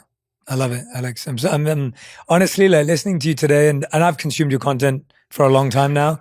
Listening to you in person consistently for this long around the models that you've built is a real treat, man. It's so well thought through. It's so systematic. I love the way you think, the way you've been able to train yourself to realize that everything's built on behaviors, and the ability, even something that you said to me that's really going to stay with me because I think about it in such a similar way, but it's so obscure. Yeah. Like we have a lot of similarities in our beliefs, but some of them are a bit more from different angles, which I love. Yeah, from different angles, but some of them are a bit more. They're from different angles, but some of them are a bit more widespread held. But your one thing you talked about today about how when you watch people say what they regret, and I think about that all the time. I'm like, of course you regret you didn't spend enough time with your family, but you're totally taking away from all the benefits you just got right now. And I'm not saying people shouldn't spend time with their family. It's just, when you said that today, that was one thing that I was like, I can't believe, like, to have the ability to think it through to that level, to not just take something at face value. Yeah. And I think that's the skill I see you have. Well, thanks. Like, that's the expert you're at, is that you don't take anything at face value. I appreciate it. And that's hard because it requires you to dig deep to figure out, well, what is the behavioral science here? What is the exchange here? Like, what emotions are we talking about? I picked out some of my favorite Alex Hormozi quotes because I had to, because there's so many. All right. You've touched on some of this, but it'll be good to get your reaction to them again. All right. So this one I love because I think it's so true. Most people want to become millionaires because of what being a millionaire allows you to do, not because of what you have to do to become a millionaire. What do we do about that mindset? It's wanting the view without the climb. It's Jimmy Carr has a great quote on this. It's everyone wants what you have, but not what you did to get it. I think that if we make who we become the goal rather than the thing that we achieve, instead of winning once a decade, we can win every day, because you can continually get better at being who you are, and then the achievement is just one milestone along the path. But at least in my experiences, as I've actually approached milestones, when it becomes increasingly likely that I'm going to achieve it, it matters less and less. When I was in the lifting world, if I thought whatever my lift was and added 100 pounds, I would be like, oh my God, man, if I lifted that would be insane. But by the time you actually do lift that, you also lifted 5 pounds less than that before, and you lifted 10 pounds less than that before. So you're like, well, it's really not that big of a stretch anymore. And so it actually, in some ways, it's not even nearly as fulfilling as you think it is, because by the time it happens, you're so close to it, it seems obvious. And so shifting from who I become rather than what I achieve, or who I become as the achievement, has been a wonderful reframe for, like, sure, you want to be a millionaire, but what you really want to do is become the person who can become a millionaire. And that you can win every day. And then that takes away the, I don't want to do the things that. Yeah. And that comes to one of the things you talk about a lot that I love is sense control. Like that to me, I think one of the earliest clips I saw of yours was someone had asked you something like, you know, what's a trait you see in successful people? And I think you'd said 3 things. And I loved hearing that third one. The first one was, I think you said something like, you know, they're all people who have high standards, so they expect a lot from themselves. Yeah. The second was, but at the same time, they're good at not being that hard on themselves when they don't get there. Emotional control, Yeah. And then the third thing was like sense control, if I'm not wrong. Yeah. The other one was, so it's this. Which one did I get wrong? No, it's like, you have this inflated sense of self, so you believe you can achieve great things. Yes, that's it. You have this crippling insecurity yes. that pushes you away. It. Yeah. And then the third is that you can control your emotions. Yeah. And and I've always thought it's the high standards, high grace. That's been my language around it. Yeah. But the third one of that self-mastery, what do you think is the number one emotion that people don't know how to control that leads to failure? That is such a good question. Fear. Because I think one of the wildest questions that I read that kind of stuck with me was like, what would you do if you weren't afraid? And I think that's just such a powerful question to ask, because every person has the fear is the thing that gives you the 100 reasons. And what's really interesting about this is that our brains are exceptionally good at finding problems, which is why I'm a big fan of inverted thinking. So how can I think about all the ways to kill my business and then do the opposite? Your brain is so much better at spotting problems than spotting opportunities. And so it's like, use that problem finding thing and then just flip it. And it sounds like, oh, well, I would just think of the opportunities that way. It's like, it doesn't actually work. You actually have to think for the threats and then flip them. But that's genius. I love that. Yeah, that's Charlie Munger. So that's, rest in peace. But from a fear perspective, I think it's playing it out. It's like, what am I actually most afraid of? And so fear typically only lives in the vague, not in the specific. we tend to catastrophize to death. So if I make this post and people laugh at me, I'll get shunned and then I'll eventually go alone and then die, right? So it's like everything just goes to like death, right? And so playing it out into the specific is like, okay, well, I make this post, some people will like it and some people won't, and maybe I'll get some negative comments. If I get negative comments, I'll get more reach, so maybe that's not a terrible thing. And then that night I will have dinner.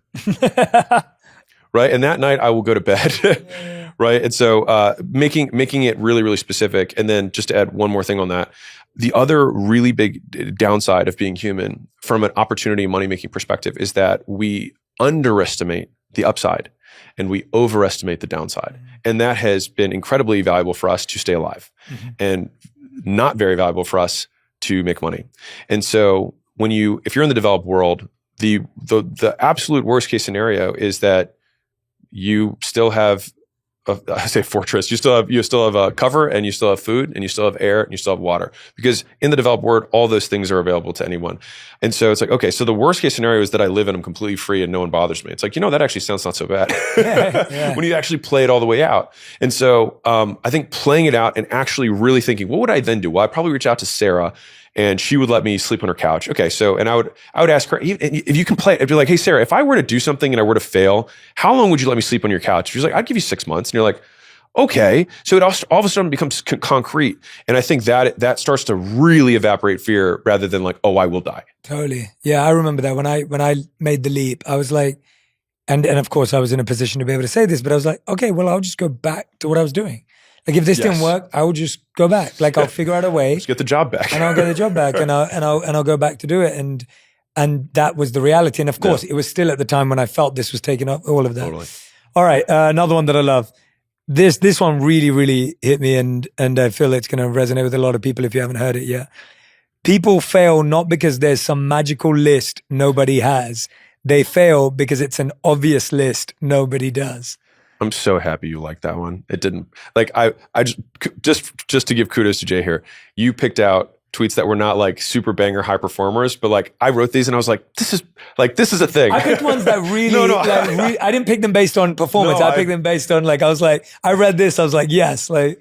Yeah. I like that. So just kudos to you for that because it makes me feel good. Yeah. But yeah, so. I mean, this is a super known one, but like the magic is in the work that we're not doing, right? It's the obvious list. If you were trying to get in shape, you should eat less and you should move more. You know that. And so I used to even do these when I would have a weight loss customer who'd come in the door and they'd be like, so tell me more about and I would just say like, do we really need to get into it? Like, you already know what you're supposed to do. The question is why you aren't doing it. That's what I'm here for. Mm-hmm. And so in a lot of these situations, like you probably know that if you're going to invest, you should wait 10 years. And if you're not willing to wait 10 years, then you shouldn't buy it, which means that if you're like, well, I don't have the time to do that research, then don't invest, increase your active income, right? Yeah. And all these things like, okay, well, how do I increase my active income? Well, I know I need to do more than I currently am. I know I need to put my stuff out there. And so one of my favorite frames around this is it's the Solomon paradox, right? And so for those who don't know, in the Bible, Solomon, wise man, but it's called Solomon paradox because he gave amazing advice, but his life was in shambles. And so the thing is that we're exceptionally good at giving advice and very good at and very bad at following it for ourselves.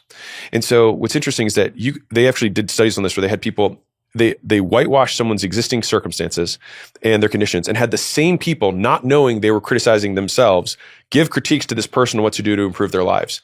And the thing is that none of the people were actually doing it. And so the thing is, I like that frame because if you project yourself into the future and look back and say, okay, what would 80-year-old version of me tell me to do? For some reason, it kind of like disembodies yourself a little bit, and you can get back and say, well, I would tell myself to do this, this, and this. And the thing is that you have complete context on your situation. And so sometimes it's some of the best advice you can get. And I know this is kind of like the inverted thing where you're like, oh, well, I just actually go through the process and say, I'm going to write down a conversation with myself that's 80 years old. What would he or she tell me to do? And it probably is that obvious list that no one does, not the magical list that no one knows. Yeah. Because the thing is that like the clues of success are in plain sight. It's just that the sweat that's required, the price tag associated with them is the one that people don't want to pay. Mm. So people don't really give up on their dreams. They give up, they see what it takes to get their dreams and then decide it's too expensive. Yeah. And I think that's the big thing is they think it's mispriced. And maybe it is, and I think that's okay. But my preference would be that many people say, you know what? That's not worth it to me. And then be like, great, you've won. Like you've won. You don't need to get anywhere. You've already won where you're at. So that's at least my thought on it. Yeah, I love that. How does someone who listens to this episode versus someone who applies this episode live differently today or tomorrow? Well, if someone just listens to the episode, tomorrow will be the same for you. So that's an easy one. This was just entertainment for you. Just define in terms of actions what you are going to do. I mean, that is really it. And so like you can prove to yourself that you learned something from this podcast rather than just being entertained by this podcast by simply doing something different, taking an action. And so maybe it is just recording that selfie video and texting it to 100 people. That's it. You could just do that and you would be so much further ahead than you were yesterday. And what's crazy is that the amount of progress that you make in that first 20 hours is greater than any amount of progress that you will likely make over the remainder of your career. Because going from absolutely terrible to proficient happens so fast. Now, to be clear, all of the gains come from going from proficient to master, which take a huge amount of time. But it's one of the most exciting times because you're like, oh my, look, I can build an app now. Or look, I can build a web page. Or look, I can show other people how to sell stuff, whatever it is. And I think I would just want to get to that, like get to that fast learning curve as fast as you can. And the only way we can do that is starting. Love it. All right, here's another one. I don't know if it's a popular one or not, but deleting work-life balance for a season nets you more work-life balance over a lifetime. So I love this frame shift, which is everyone talks about work-life balance, but no one talks about it over what timeline. Mm-hmm. Paul Graham said this from Y Combinator. He said, in order to make $1 million, you have to endure $1 million worth of pain. Mm-hmm. And so you might be able to endure $1 million worth of pain over 40 years, or you can crunch it into 4 crazy years. And then after that, you can have whatever you want to have afterwards. And so I think about life in seasons rather than in, on microcosms of days and even weeks.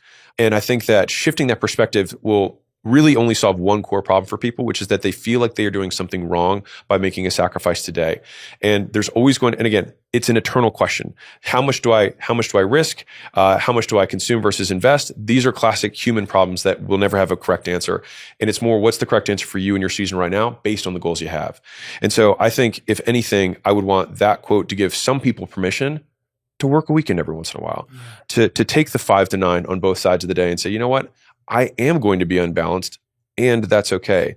Because at least in my observation and probably yours, I have yet to see a hyper-successful person who doesn't have a wildly unbalanced life, or at least for a significant period of time. Yeah. And we want to just make sure that we're not looking at someone once they are a billionaire and saying, what are they doing now? Because they might be in a different season now.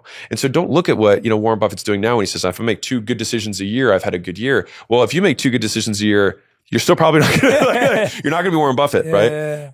And so I think about that as my frame. Yeah, don't read someone's chapter 20 when you're writing your chapter 1. Like, yeah. It doesn't make any sense. Love it. I remember I remember a few years ago when Gary's version that I loved, which was like in his words, and so I'll say, eat shit for 2 years and then eat caviar for the rest of your life. Yeah. And it was so interesting to me how much you could do in 2 years if you just went all in. Absurd. As opposed to this idea of like, I'm going to be really balanced for 10 years. And I was thinking about the other day, and you said seasons, and I was saying this the other day when I was on tour. I was talking to Jesse Itzler, and I said this to Jesse. We were talking about something similar, and I was just like, I would never want a day. A perfect day is not a day where it rains, snows, sun, and fall, right? Like that's not a perfect day. Right. Like you wouldn't say that. You wouldn't say, I hope it rains today. I hope it snows today. I hope it's sunny and I hope the leaves shed. Yeah. Like that's not a perfect day, but that's what you want every day. And nature's already showing you the cycles that work. Yeah. But we're trying to go against nature by saying, I want everything to happen today. And I want all my days to be over the halfway line. Yeah. And so I think about this from a law of large numbers perspective, which is, let's say you have 365 days in a year. And there's going to be, if you change nothing, the bottom 10% of days, you're going to have 36 days in the year that are bottom 10% days that are, there's nothing wrong with the day. It's just that this happens to be a bottom 10% day. Yeah. And so I think a lot of suffering comes from just the normal volatility or variation that exists in life, and then somehow ascribing meaning to it and saying, oh, and because this is the bottom 10%, it is bad. Rather than it is sunny, it is rainy, and I need rain in order to appreciate sun. Yeah. Right. And so it's like we can't have just upside. It's the trade-offs. Like I want all the good without the bad, but the bad is what makes the good good. Yeah. Yeah. And the bad is sometimes what keeps you going. Yeah. Because if it was just good, maybe you'd stop, maybe you'd give up. Last one of these that I wanted to pick out, which I think is going to help a lot of people because I've been doing it a lot. I'm writing my 3rd book right now, and this has changed my life. It's amazing how much you can get done if you work for 12 hours without your phone. So, so simple yet so profound. So I define, here's the number one, the highest value productivity hack that I can give anyone. So this is the hack of productivity. Do nothing except for the task you set out to achieve. That's it. So everything that people do in order to increase productivity that is not working on the task at hand is by very definition making them less productive. Like, period. And so I think people have these very long routines. I think they have these like, I got to get in the mood. I got in this. It's like, what if you could start taking action despite your mood and then get into the mood faster through taking the action? And so all of the things that have made me more productive in life have been through elimination, not addition. And so it is eliminating outside stimulus besides the one task that I'm working on. And so if we take the hypothetical ideal or hypothetical extreme of the most focused person in the world, is that person would do literally nothing besides that one thing, which means they wouldn't eat, they wouldn't sleep. Now, at some point, you're like, okay, well, in order for, he has to eat and he has to sleep. Okay, so every other hour is just this one thing. And so if we take that as the hypothetical extreme, we want to approximate that or get as close as possible to that extreme as humanly possible. And so for me, it's good night's sleep, knowing what I'm going to start on the day before, caffeinate, earplugs. I double earplug. I put the plugs and then I put the things on. And I work in a room that has no windows. Now, some people are like, that's depressing for me. But for me, it allows me to lose myself in my work, not get distracted by something that's going on outside. Well, I was just about to say, I'm glad you brought up environment because everyone has an environment they thrive in. So I'm the same. I need instrumental music. I can't have music with lyrics when I'm thinking. Yeah, I just can't do it. So I have some artists that I'm happy to listen to instrumentals of. It also can't be songs that I know. It has to be music that's totally unpredictable and totally random because it helps me with creativity. Yeah, interesting. Then I do need windows. I need natural light. But I need to not see anything real happening. So it's like sky, tree. It's like it's nondescript and there's not like a mall. Correct. Yeah, not people. It can't be people. And I can't work in noisy coffee shop. Like I can't work in environments like that. And to me, the environment is more important than this whole mood builder thing. Because that's like deep work, like you're in the cave doing the thing. Can I tell a wild example? Yeah. So I believe if you control the conditions, you can control the outcome, right? If you know all the variables. And so if we want to be productive, we want to control as many of those conditions as possible. And so to take up a hypothetical extreme, if I were to say, hey, I guarantee that everybody who's listening to this, if we were all in one room, I could get everyone naked without saying a word. People would hear that and be like, oh my God, that's insane. What I would do is I would lock all the doors and I would turn up the heat to 200 and then just wait. And eventually everyone would get naked. And the point to that is that we can reconstruct the environment to get the desired outcome if we control as many of those variables as possible. And so if you don't feel as productive as you want, you get distracted easily, you might not have even given yourself a shot, right? If you're trying to work while having your notifications on, while letting people text you and call you, and you're at, in an area where people are coming by and be like, is this chair free? Is this table free? And you're constantly getting pulled. It's like, you haven't even gotten a chance. And maybe you have a roommate who walks in and out and maybe they listen to music. And the thing is that many people are in those conditions and they're like, man, I think I have a medical condition. I think I need to get medicated. And it's like, dude, you didn't give yourself a shot. Like Jerry Seinfeld talks about how his writing condition is he has a desk in a room that has nothing else. And he's got a pad and he's got a pen and he doesn't have to write, but he can't do anything else. And so if we define commitment as the elimination of alternatives, then we need to commit to the work, right? And if focus is anything that is not the work, then that's it. And so I think that we get there through elimination, not through addition. Yeah, I felt that. I think it's going to help a lot of people. And I you're so right. Like even, it's so funny you say that. Up until 6 months ago, I started to think, I was like, has my brain just been rewired by TikTok? Like I was like, have I really lost my ability for deep work? And I was having this thought probably like 6, maybe 12 months ago, because I was racking my brain about a new book and it wasn't as clear as it used to be and whatever. And I just started to do what I always used to do. And all of a sudden it's all gone away. And I was like, I'm writing like for 8 hours a day, Saturday and Sunday on my new book every week because I love it. I'm in the zone. I'm in the room that I write in. And I was like, oh, it's right there. It's just I didn't give myself the opportunity because I was trying to do it with the other distractions. Trying to squeeze it in. Totally. It's like you can't squeeze in focus. It's not going to work. It's a jealous mistress. It requires all your attention. Love it. Alex, we end every episode with a final 5. These questions get asked to everyone. And so these are your final 5. They have to be answered in one word to one sentence maximum. Okay. So question number 1, Alex, what is the best advice you've ever heard or received? Do so much work, it would be unreasonable for you not to be successful. Second question, what is the worst advice you've ever heard or received? Follow your passion. Question number 3, a piece of advice you wish you received sooner. Find people better than you and do whatever you can to get them to help you, including helping them first without expectation. Question number 4, a lesson that took you far too many times to learn. Focus. One thing, all in. And 5th and final question, we ask this to every guest who's ever been on the show. If you could create one law that everyone had to follow, what would it be? Everyone has to give all their wealth away at the end of their life. I love that one. But not to your kids. But no, but it has to be, exactly. It has to be given away. To kids or it doesn't matter? Yeah. No, not to your kids. Like, not to your kids. Exactly, yeah, right. You're saying beyond your kids. Yeah, my friend just told me the other day that his dad just took him out the will. And his dad's giving all his money away to charity. And all the kids are not getting anything. He was heartbroken. He was like, oh God, I thought I was going to pay off the mortgage on my house. It's so funny. So there's a Sanskrit saying around that, which is if you have a good son, there's no need to accumulate wealth. If you have a bad son, there's no point to accumulate wealth. And so at the end of the day, that's my worldview, which is the reason that I would want the game to be structured so that everybody has to give all their stuff away at the end is because if you look at second and third order consequences of that, the people who are the best at aggregating capital, the people who are the best at making money, would be the ones who are also the best at allocating it.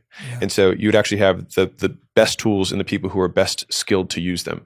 And so if you know you have to give it away, then at some point near the later part of your life, you would stop trying to amass and start you'd focus on giving. And I think most people who do give get addicted to giving because they realize it fills a hole that the wealth never did. Yeah. Right. And so what ends up happening though is that from a societal perspective is that if all the best allocators of capital then tried to solve all the world's problems with the capital they had, so many fewer problems would exist that the whole world would get better. The other downstream effect of that is that it would get rid of a huge amount of kind of the cronyism, the nepotism, the things where, these 7th generation massive, wealth, trust fund, kids who like, it doesn't serve the kids either. You look at those families, they're a mess. Yeah. It's a lot of pressure. On so many reasons. And so I'm a big believer in equal opportunity, not equal outcomes. And so if everybody's slate was clean day one because no one got daddy's inheritance, then everyone starts at zero as close as possible. Obviously genetics, can play a factor there, but I think that's as equal of a start as we can get. And then everyone starts at zero and the ones who super win then turn into super givers. And I like that. Yeah. And one thing I've learned about that as well is if you don't give now, you won't give later. This feeling of like, when I get $1 million, I'll give more. It doesn't work that way.